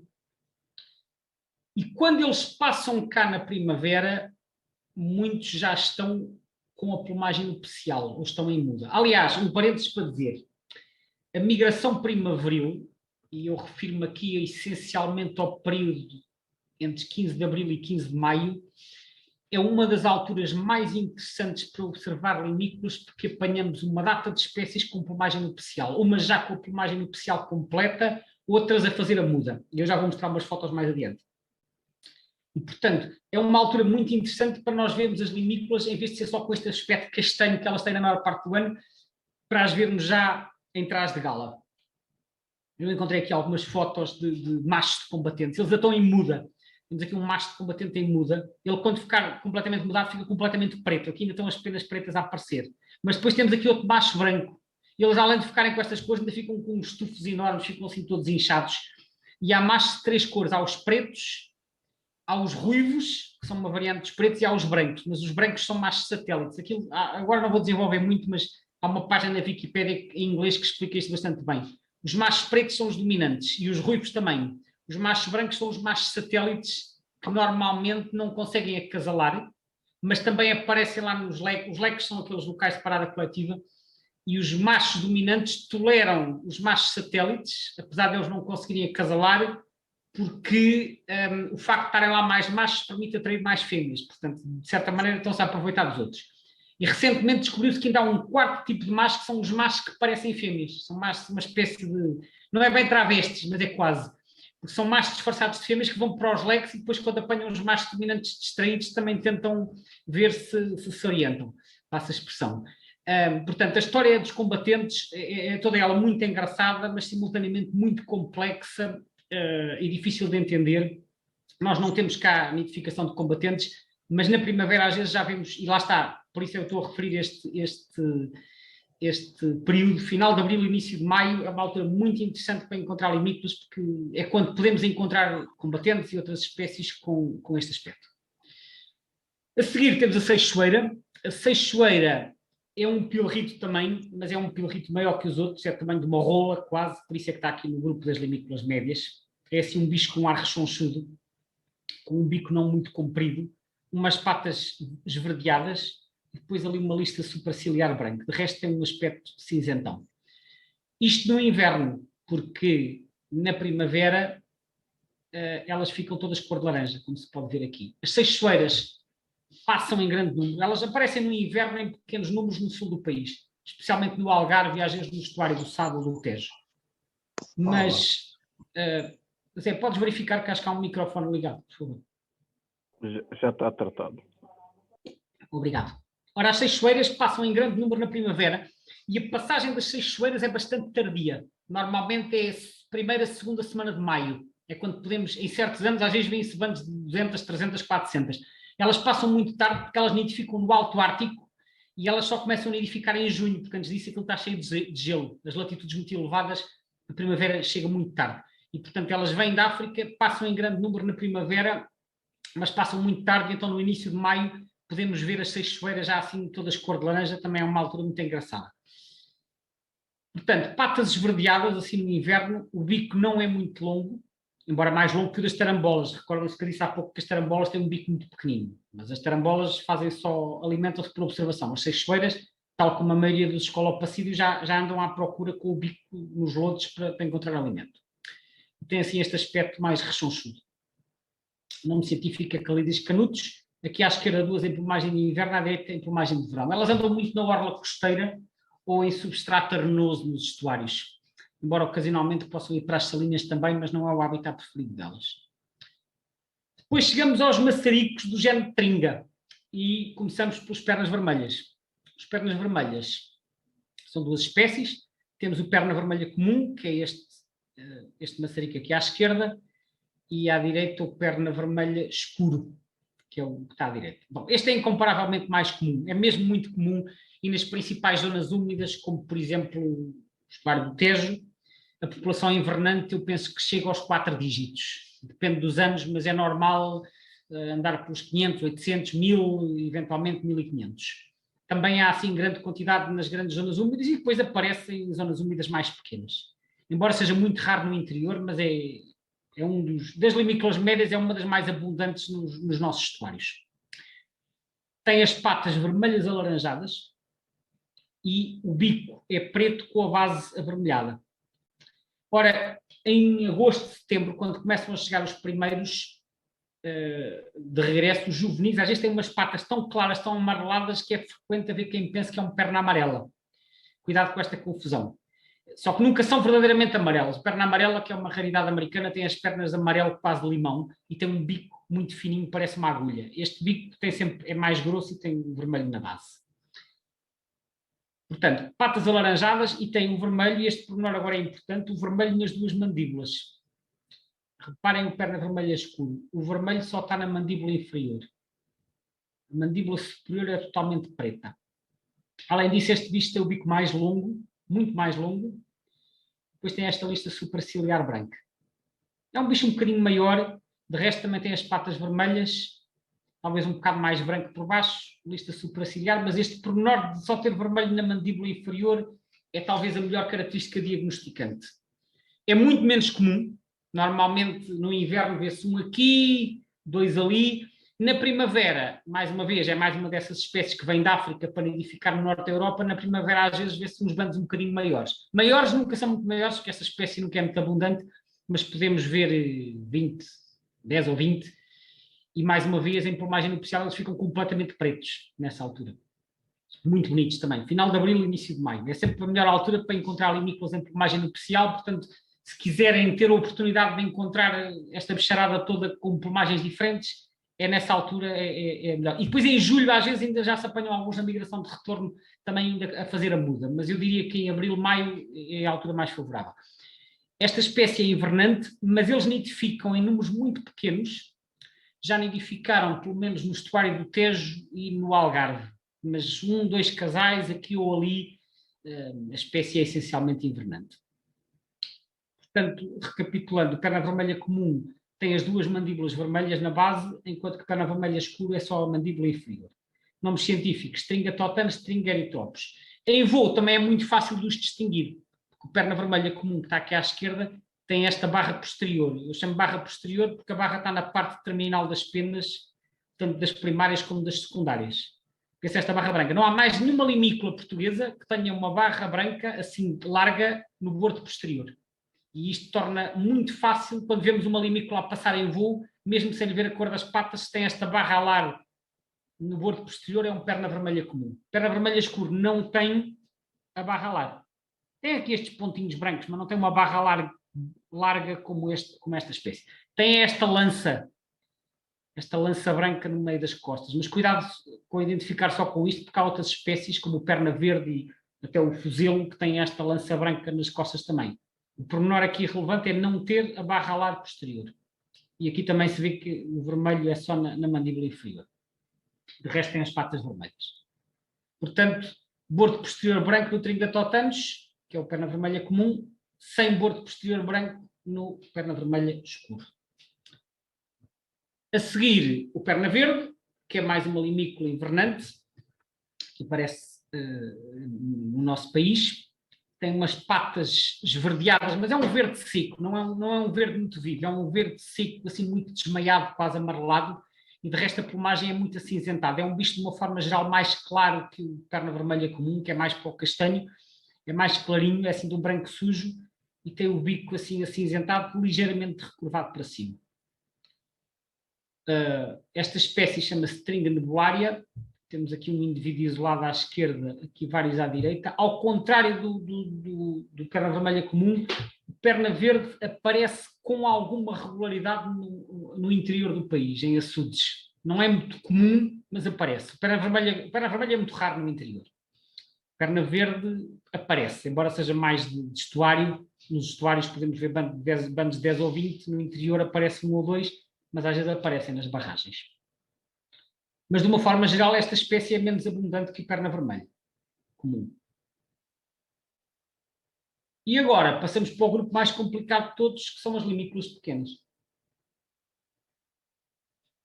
Neste grupo temos 14 espécies, que são 3 borrelhos, uma narceja, 6 pilorritos, mais 2 maçaricos pequenos, o maçarico das rochas e a rola do mar. Vamos ver. Começamos pelos borrelhos. Os borrelhos são tarambolas em ponto pequeno. São do mesmo grupo, são da família Caradridae, têm a mesma forma de se alimentar, a mesma estrutura com um bico curtinho, só que são muito mais pequenos. Nós temos 3 borrelhos em Portugal, sem contar o borrelho ruivo, que eu já falei há pouco. Destes borrelhos pequeninos temos 3, todos eles com coleira no nome. Temos o borrelho grande de coleira, o borrelho pequeno de coleira e o borrelho de coleira interrompida. Eu começo pelos 2 primeiros. Temos aqui à esquerda o borrelho grande de coleira e à direita o borrelho pequeno de coleira. Bem, estas 2 espécies, assim quando estão lado a lado, à partida é mais fácil se nós tivermos presente até as características para onde devemos olhar, mas às vezes no inverno os imaturos nem sempre é tão fácil. Mas eu vou começar pelas principais características. Primeira coisa, quando olhamos para borrelhos, cor das patas, é logo a primeira coisa. O borrelho grande de coleira tem as patas de cor de laranja vivo. O borrelho pequeno de coleira tem as patas amarelas, mas é assim um amarelo também, um amarelo quase a puxar para o ocre, assim, um amarelo quase com nuances acastanhadas, um amarelo muito desmaiado, mas nunca é cor de laranja vivo. Este é que tem cor de laranja vivo. Só uma nota, estes bichos que se alimentam em zonas de estuário muitas vezes estão com as patas sujas de lama e então temos que ver se a cor que estamos a ver é a cor natural das patas ou se está suja de lama. Segunda característica, bico. Este bicho tem um bico mais grosso, cor de laranja na base e preto na ponta. Este tem um bico mais fininho, é todo preto. Terceira característica, o anelo ocular amarelo. Isto na primavera. Anelo ocular amarelo muito visível no borrelho pequeno de coleira. Este não tem qualquer anelo ocular. E depois um pormenor que às vezes alguns guias salientam, embora eu ache isto muito difícil de ver no campo, é que este bicho tem a testa preta e depois tem aqui uma resquinha branca por cima a separar do castanho. Pode-se ver aqui a resquinha branca.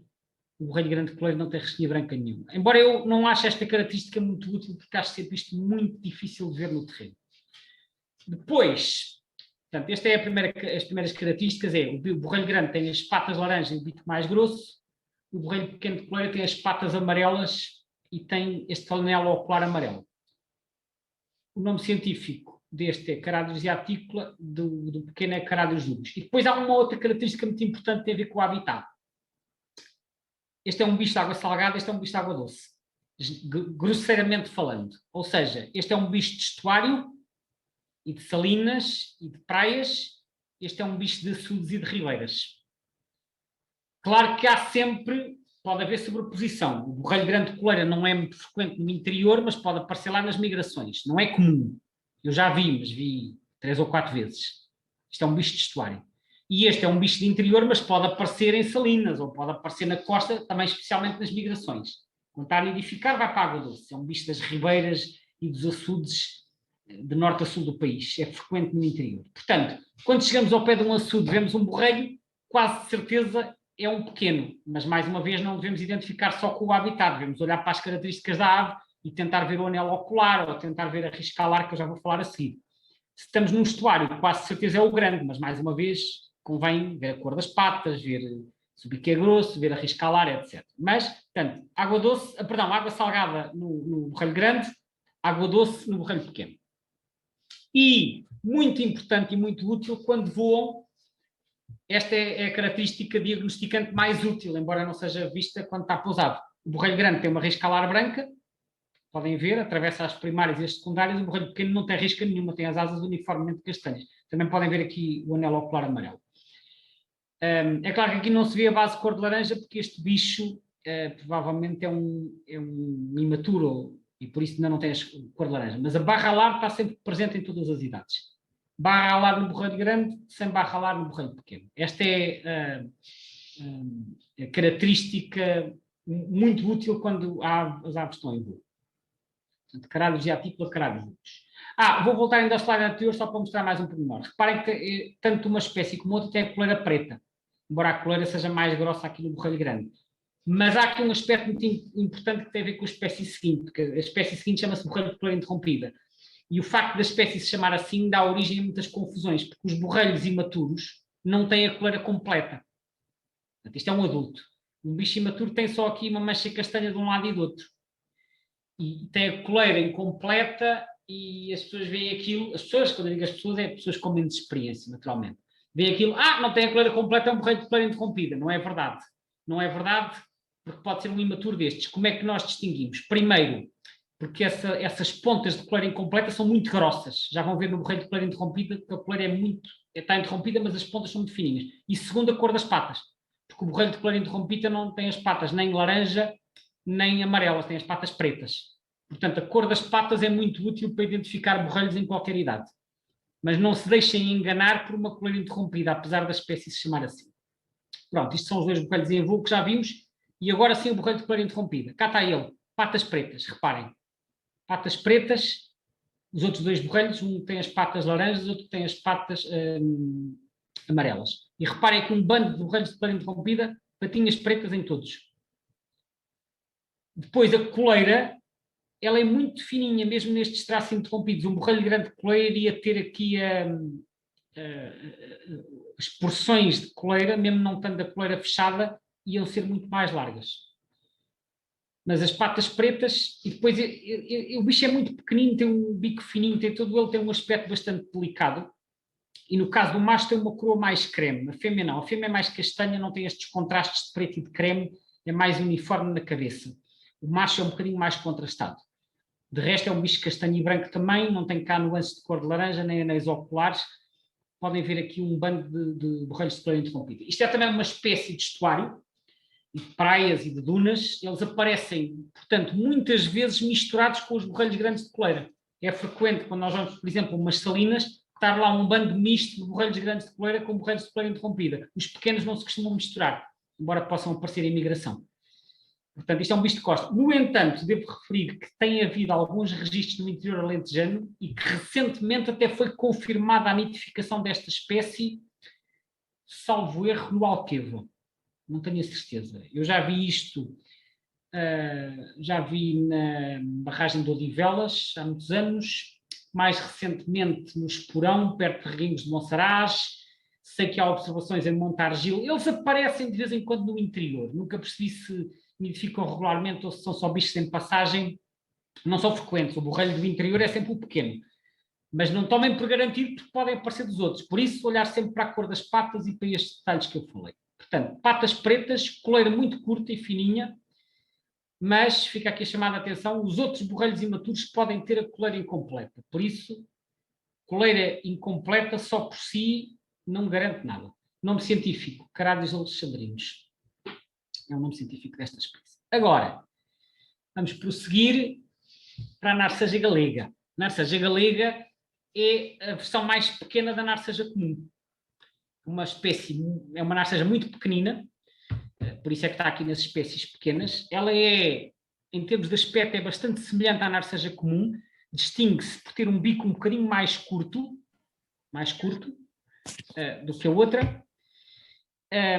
Não tem o voo zigue-zagueante, tem um voo mais à direita e com umas batidas talvez um bocadinho mais lentas, e depois tem estas riscas muito visíveis no dorso. Mas atenção que a narceja comum também tem algumas riscas, portanto não se guiem só pelas riscas.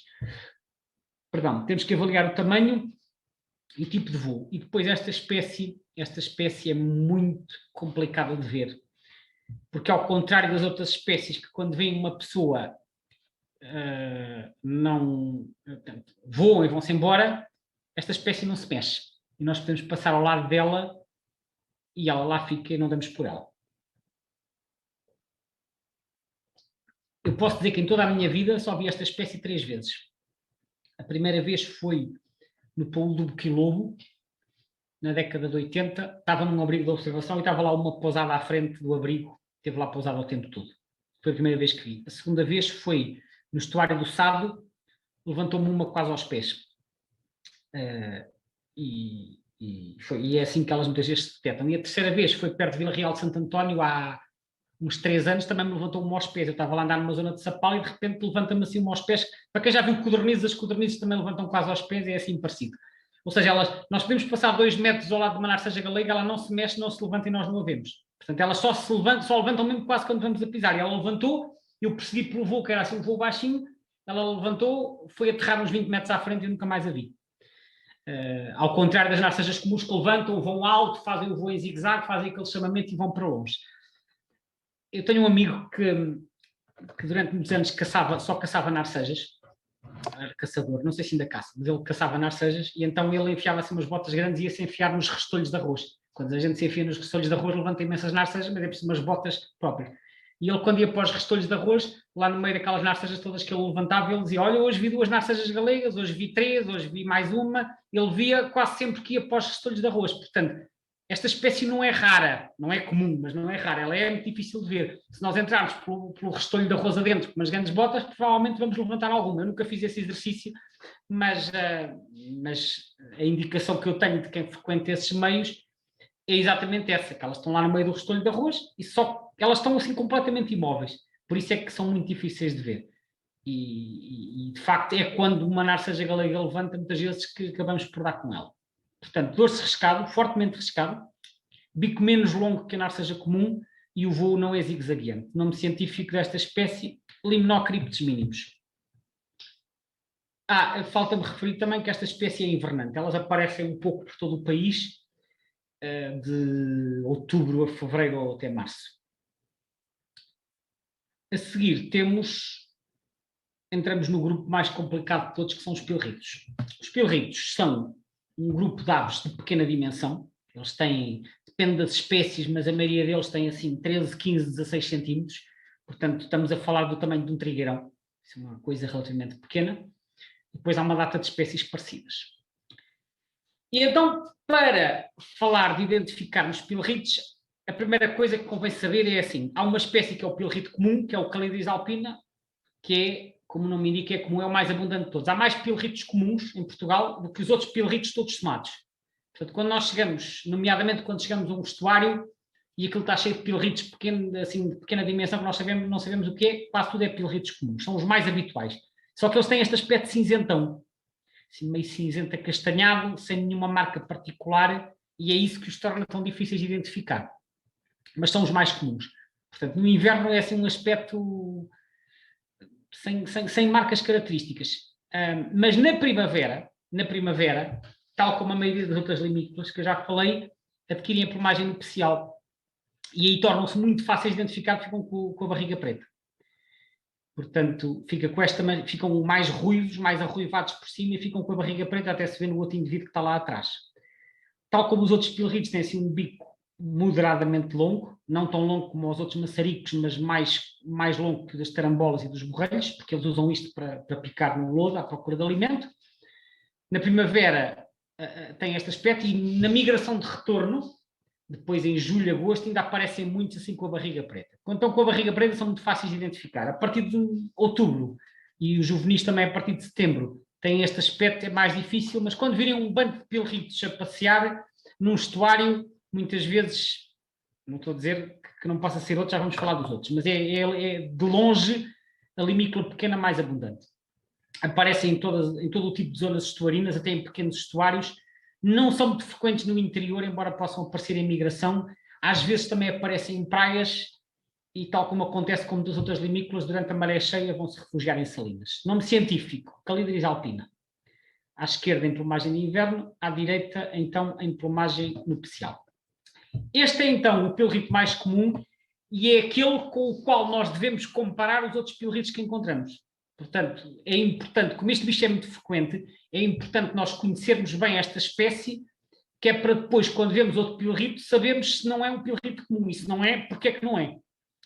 Portanto, e só para terem uma noção da abundância disto, quando havia contagens, nos últimos anos não tem havido contagens publicadas, mas quando havia contagens publicadas das aves aquáticas, no estuário do Tejo, por exemplo, invernavam 10 mil ou 15 mil. Portanto, isto dá uma noção da quantidade e eu há pouco falei que o número de maçaricos reais andava pelos 500 ou pelos 1000 no Tejo ou no Sado, dos pernas vermelhas também, tarambolas são umas centenas, os pilritos comuns é milhares e às vezes chega a 10 mil. Portanto, só para terem uma noção da abundância desta espécie nos estuários. Depois temos o pilrito de bico comprido, que é um primo um bocadinho maior. O pilrito de bico comprido tem uma curiosidade, é que eles não nidificam nem inverno na Europa. É uma espécie que na Europa aparece só de passagem. Bem, eu digo no inverno, eles no sul do país, de vez em quando aparecem alguns no inverno, como acontece com a maioria das outras espécies estivais. Mas isto é principalmente uma espécie de passagem. Eles nidificam também lá no Alto Ártico e tal como as seixoeiras aparecem em passagem, sobretudo em abril e maio. Abril até meados de maio, depois de meados de maio já não há muita passagem. E depois aparecem também na migração de retorno, que é sobretudo em agosto e setembro. Eles são um bocadinho mais claros que os piorritos comuns, mais altos nas patas, têm umas patas mais longas, portanto dá-lhes assim um ar mais elevado, um bocadinho mais elegantes e com o bico ligeiramente mais comprido. Embora nem sempre seja fácil, requer um bocadinho de experiência, às vezes tem um bocadinho de lista supraciliar branco. A forma mais fácil é de os identificar até em voo, porque em voo tem o urupígio completamente branco. Enquanto que o piorrito comum tem o urupígio branco com uma risca preta ao meio, o piorrito bico comprido tem o urupígio completamente branco. Mas, mais uma vez, a época mais gira para os ver é em abril e maio, quando eles estão já a envergar a plumagem nupcial. Eles ficam todos cor de laranja, que este bicho chama-se Calidris ferruginea, porque eles ficam cor de ferrugem. Este aqui está em muda, já começam a aparecer as penas de cor de laranja, mas eu já vou mostrar a seguir uma foto de um bicho já com a plumagem nupcial. Portanto, isto é um juvenil no outono, isto é um adulto em muda, que pode ser na primavera ou então já a mudar na migração de retorno em julho e agosto, também aparece esse. No inverno, ou então juvenis, o urupígio branco, que é a principal característica, e o bico comprido. Na primavera, ficam com a plumagem alaranjada. O nome científico é Calidris ferruginea, aqui temos um em muda, mas eu arranjei aqui uma foto de um já todo de cor de laranja. Ele não está completamente, que ainda tem aqui umas orlazinhas brancas a aparecer, mas esta foto é de um bicho apanhado, eu não tenho aqui a data, mas se não me engano foi em abril. Quando nós vemos eles aparecem muito misturados com os piorritos comuns em abril. Eles vêm da África, param nos nossos estuários para se alimentar e é frequente ver, sei lá, 5, 10, às vezes mais. E quando vemos um bando destes bichos no final de abril, é frequente haver uns que já estão com a muda mais adiantada que outros. Portanto, podemos ver lado a lado um todo cor de laranja, um mesclado e um que ainda nem começou a muda. Portanto, eu insisto novamente neste ponto. É uma altura muito interessante para observar limícolas, essa altura entre meados de abril e meados de maio, porque apanhamos muitos bichos em passagem e é uma oportunidade, é a melhor oportunidade do ano para vermos estas plumagens diferentes. E para encontrarmos algumas espécies que no inverno são menos comuns. Depois, temos aqui mais dois piorritos. O piorrito das praias, que é este, está aqui, e o piorrito escuro. O piorrito das praias é mais ou menos do mesmo tamanho do piorrito comum, tem o bico um bocadinho mais curto, mas é muito branquinho. E por isso também o nome científico é Calidris alba. Calidris alba. É uma ave que aparece sobretudo na orla marítima. Alimentam-se junto à arrebentação, andam ali a correr para trás e para a frente ao pé das ondas. Também podem aparecer em estuário, também podem aparecer em salinas. Mas é uma espécie muito, mesmo junto à linha de maré.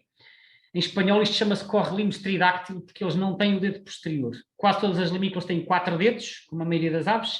No caso das limícolas será 3 para a frente e 1 para trás, mas nesta espécie falta-lhe o dedo posterior e então chama-se correlimos tridáctilo. É apenas uma curiosidade. Mas o aspecto geral é que eles são muito branquinhos no inverno. Quando chega a primavera começam a ficar mais cor de laranjas por cima. Ficam com um aspecto diferente em maio. Mas durante a maior parte do ano tem este aspecto. Portanto, aspecto muito branco, a correr na praia para trás e para a frente, as ondas sobem e eles fogem. Depois a onda desce e eles vão atrás outra vez, sempre à procura de bichinhos na areia, ali entre o vai e vem das ondas. O piorrito escuro é um invernante pouco comum, que aparece em litoral rochoso e em quebra-mares. Distingue-se dos outros piorritos todos por ter as patas assim em amarelo torrado, um amarelo quase cor de laranja, e o bico também com a base amarela. Ele não anda na areia, ele prefere as zonas rochosas, portanto está nos pontões, quebra-mares, às vezes em portos e em praias que tenham rochas expostas. Mas não é uma espécie muito frequente e normalmente aparecem assim pequenos bandos. 2, 3, às vezes 5, raramente 10. São muito raras as observações com mais de 10. No passado havia um sítio muito bom para eles, que era em Oeiras, na zona do chamado Passeio do Inatel, porque tinha uma zona de praia rochosa onde nos anos 80, salvo erro, chegaram a ver-se lá 25 ou 30. Era o melhor sítio do país para ver esta espécie. Depois a zona foi profundamente transformada e atualmente tem menos habitat. Mas eles aparecem um pouco por todo o litoral do Minho ao Algarve. Aqui o que interessa é a cor das patas e a base do bico. Este tem o bico preto e as patas pretas e destaca-se pela brancura. Daí o nome Calidris alba e aqui Calidris marítima, que faz uma referência aos hábitos muito costeiros desta espécie. Depois, os dois piorritos mais pequenos, com apenas 11 centímetros, portanto do tamanho de um pardal, mais pequenos que os outros, que é o pilrito pequeno e o pilrito de Temminck. São espécies de muito pequena dimensão. A melhor forma de os detectar normalmente é pelo tamanho. Eles associam-se muito aos pilritos comuns e quando nós vemos os pilritos comuns alimentarem-se, às vezes descobrimos uns mais pequeninos lá no meio, assim com um bico mais curtinho. O pilrito comum tem um bico mais longo, também com as patas pretas a correr no meio deles. Normalmente pelo tamanho chegamos logo à espécie, porque são realmente muito pequeninos. Se estiver isolado pode ser mais difícil, mas com um pouco de experiência percebemos que são muito pequenos. Os juvenis têm uma particularidade que é terem um V branco nas costas. Vê-se aqui um bocadinho, não se vê muito bem, mas tem um V nas costas que ajuda a identificar esta espécie e a distinguir do Temminck, que eu já vou falar. Portanto, pilrito pequeno é muito pequena dimensão, 12 centímetros aproximadamente, um bico muito curto e as patas pretas. O pilrito Temminck é do mesmo tamanho, mas tem umas patas esverdeadas e não é tão malhado por cima, ele é mais liso e depois tem o peito assim acinzentado, tem uma mancha cinzenta no peito que depois contrasta com o ventre branco. Isto é uma espécie pouco frequente em Portugal, nunca são muito comuns, normalmente aparece um ou dois, não aparecem muito mais, e gosta de águas paradas, é assim um bicho que gosta de sítios muito tranquilos, às vezes orlas de salinas pouco frequentadas, pequenas charcas, também aparece no interior, não é um bicho que vá muito para zonas de maré, embora possa aparecer em zonas úmidas costeiras, mas não vai para as zonas das marés. Este vai para as zonas de marés com o pilrito comum e depois vai se refugiar nas salinas na maré cheia. Calidris minuta é o nome deste, o outro é Calidris Temminck. Bem, já terminamos a ronda pelos pilritos, estamos quase a terminar. Temos ainda aqui dois maçaricos de pequena dimensão, que são do género tringa, que é o maçarico bique-bique, que é uma das nossas limícolas invernantes mais frequentes no interior. Eles aparecem muito em zonas de água doce, por isso são frequentes em charcas e em ribeiras. E aqui o maçarico bastardo. São duas espécies de pequena dimensão, distinguem-se pelo seguinte. Primeiro, este tem as patas verdes amareladas, enquanto que este tem umas patas verdes um bocadinho mais escuras. Depois este é todo serapintado por cima, o maçarico bastardo, ao passo que este é uniformemente escuro, castanho escuro, só com umas pintinhas brancas quase invisíveis que só se vêem de muito perto. E depois há uma característica... este tem a lista supraciliar clara, também podem notar aqui, que o maçarico bique-bique não tem. E depois uma característica útil que não se vê aqui é que a contra-asa, ou a parte inferior da asa, mas vê-se bem em voo, nesta espécie é escura, portanto é escuro por baixo da asa, e nesta espécie é clara. Portanto, o maçarico bique-bique é branco e preto, não é bem preto, isto é castanho escuro, mas ao longe quase parece preto. Quando vai a fugir é só todo preto por cima com o urpígio branco, e a contra-asa escura. O maçarico bastardo tem o dorso malhado, tem a contra-asa clara e tem as patas esverdeadas. O nome científico é o Tringocropos e este é o Tringa gloriola. A primeira vez que eu vi um bicho destes foi naquela situação que eu falei que vi o Abido em São Martinho do Porto, estávamos em 1989, vi um bando de 2 ou 3 destes. Aquilo era um sítio que era um campo que estava assim meio inundado, perto de uma exploração agrícola, e andavam lá umas quantas limícolas, e de repente aparecem 2 ou 3 destes. Na altura, em 89, segundo os guias que se usavam na altura, este bicho nem sequer era suposto aparecer em Portugal. Eu também fiquei ali um bocado sem perceber o que era isto. Andavam lá 3, mas havia um que estava ferido e deixou-se apanhar à mão, e eu apanhei o bicho à mão. E depois é que estive a observá-lo na mão, e aí é que vi que tinha a asa clara por baixo e consegui ver os pormenores todos. Mas foi assim uma observação surpreendente, porque, como eu disse, os guias na altura até eram guias em outros idiomas, havia muito pouca informação para Portugal e havia bichos que na altura não se sabia que ocorriam cá regularmente. Hoje sabe-se que é uma espécie que aparece, este aparece sobretudo em migração, não tanto no inverno, pode aparecer no inverno, mas é sobretudo em migração.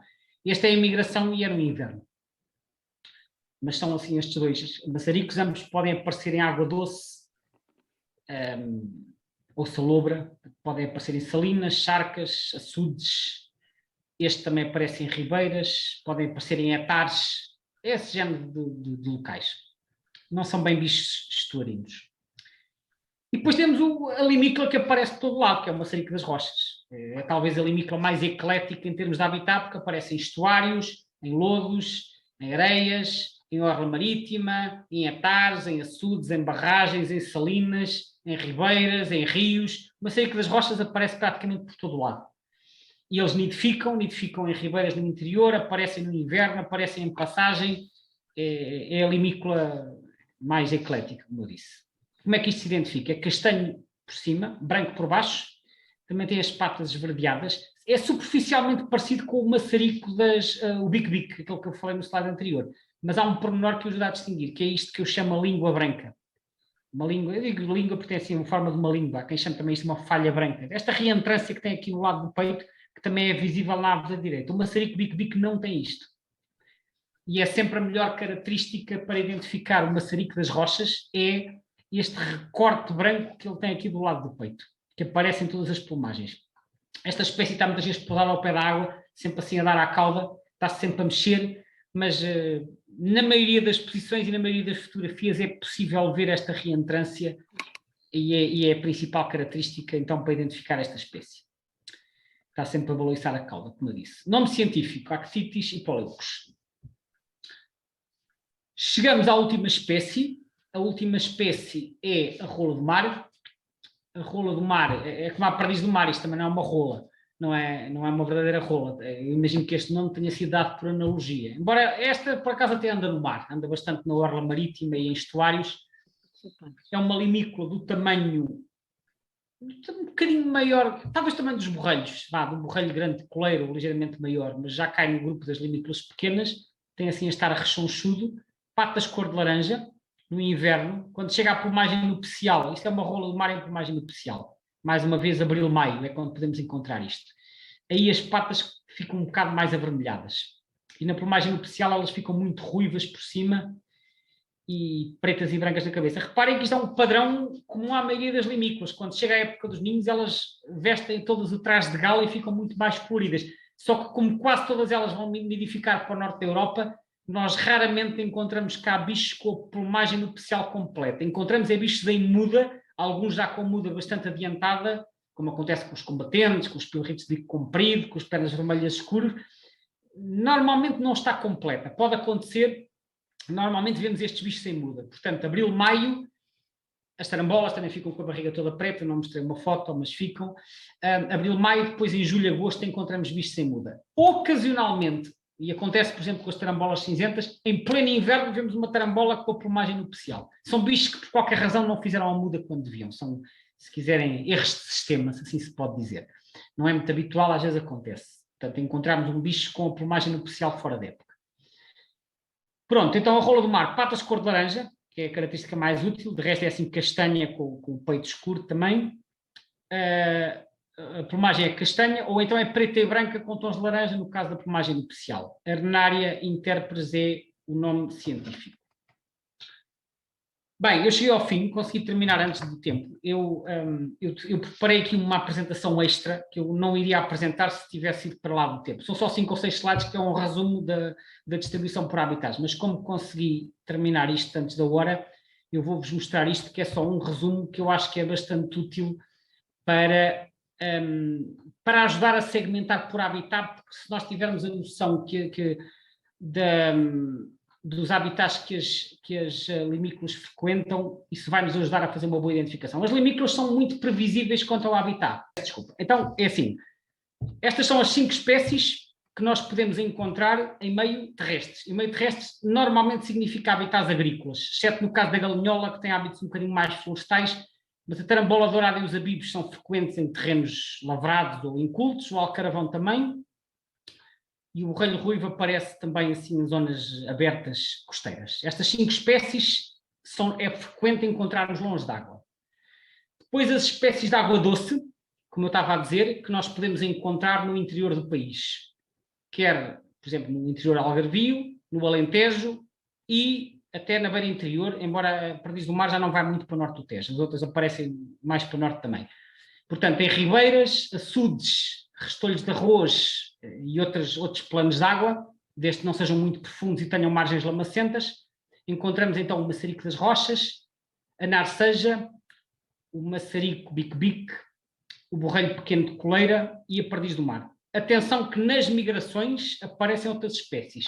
Nas migrações, especialmente, por exemplo, em agosto ou setembro, ao pé de qualquer açude ou barragem, aparecem combatentes, aparecem maçaricos de bico direito, pilritos comuns, borrelhos grandes de coleira, e E até maçaricos reais ou maçaricos galegos podem aparecer. Nas migrações pode aparecer tudo. Mas estas são as espécies mais frequentes em zonas de água doce. Depois, em zonas de água salobra, em zonas de água salobra eu vou distinguir entre as salinas e os estuários. Nas salinas, as espécies que nós encontramos com regularidade. Pernilongos, gostam muito de salinas.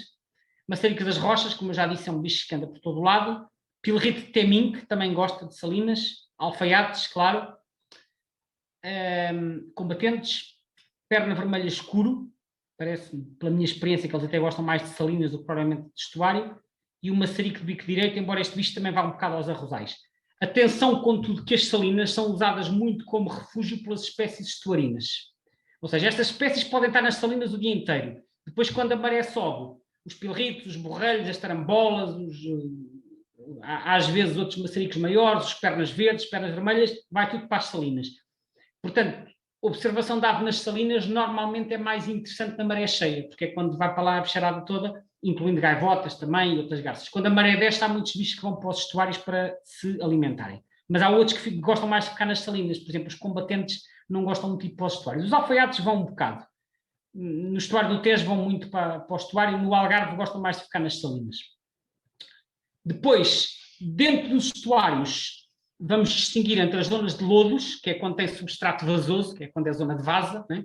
Aquela zona mais lamacenta, e a parte arenosa. Porque há espécies que preferem uma coisa, há espécies que preferem outra. Há espécies que andam nos dois sítios. Nas zonas de lodos, dos estuários, o que podemos esperar encontrar? Alfaiates, maçaricos reais, perna vermelha comum, maçarico das rochas, este, como eu já disse, anda por todo lado, maçaricos de bico direito, perna verde, depois os pilritos comuns e os pequenos, e às vezes os de bico comprido também na passagem, borrelhos grandes de coleira, muito frequentes em zonas de vaso, embora também apareçam em areia, como aliás está aqui nesta foto, e a mesma coisa para as tarambolas cinzentas. Isto, portanto, a zona de lodo é onde encontramos um elenco de espécies mais variado. Depois, mais perto do mar, mais perto da foz da zona úmida ou do rio, o substrato é mais arenoso, porque o mar está sempre a tirar areia lá para dentro, e essas zonas são preferidas pelos pilritos das praias, que não gostam tanto da vasa, borrelhos de coleira interrompida, gostam mais também do substrato arenoso, a tarambola cinzenta, que eu tinha posto no slide anterior, porque as tarambolas cinzentas tanto andam na vasa como andam na areia. Os maçaricos galegos também gostam mais destas zonas mais perto da foz, embora também possam ir para a vasa. Os fuzelos também apreciam mais, os ostraceiros e as seixoeiras. Isto é o elenco típico, mas lá está, podem aparecer pernas verdes, pernas vermelhas, pode sempre aparecer qualquer coisa, em qualquer lado. Eu estou a apresentar apenas as espécies mais características. E, por fim, temos a orla marítima. E a orla marítima entenda-se já em contacto com o mar. E a orla marítima pode ser os portos, pode ser os portos, estou a falar daquelas barras de entrada dos portos, os quebra-mares, as praias rochosas e as praias arenosas. E aí, tipicamente, encontramos pilritos das praias, rolos do mar, embora as rolas do mar também podem ir para os estuários e até para as salinas. Pilrito escuro é uma espécie também muito ligada à orla marítima, os traceiros e o maçarico galego, que também gosta muito de andar junto ao mar. Portanto, isto é apenas um resumo para terem um bocadinho noção do que é que se pode esperar encontrar em cada um dos tipos de habitats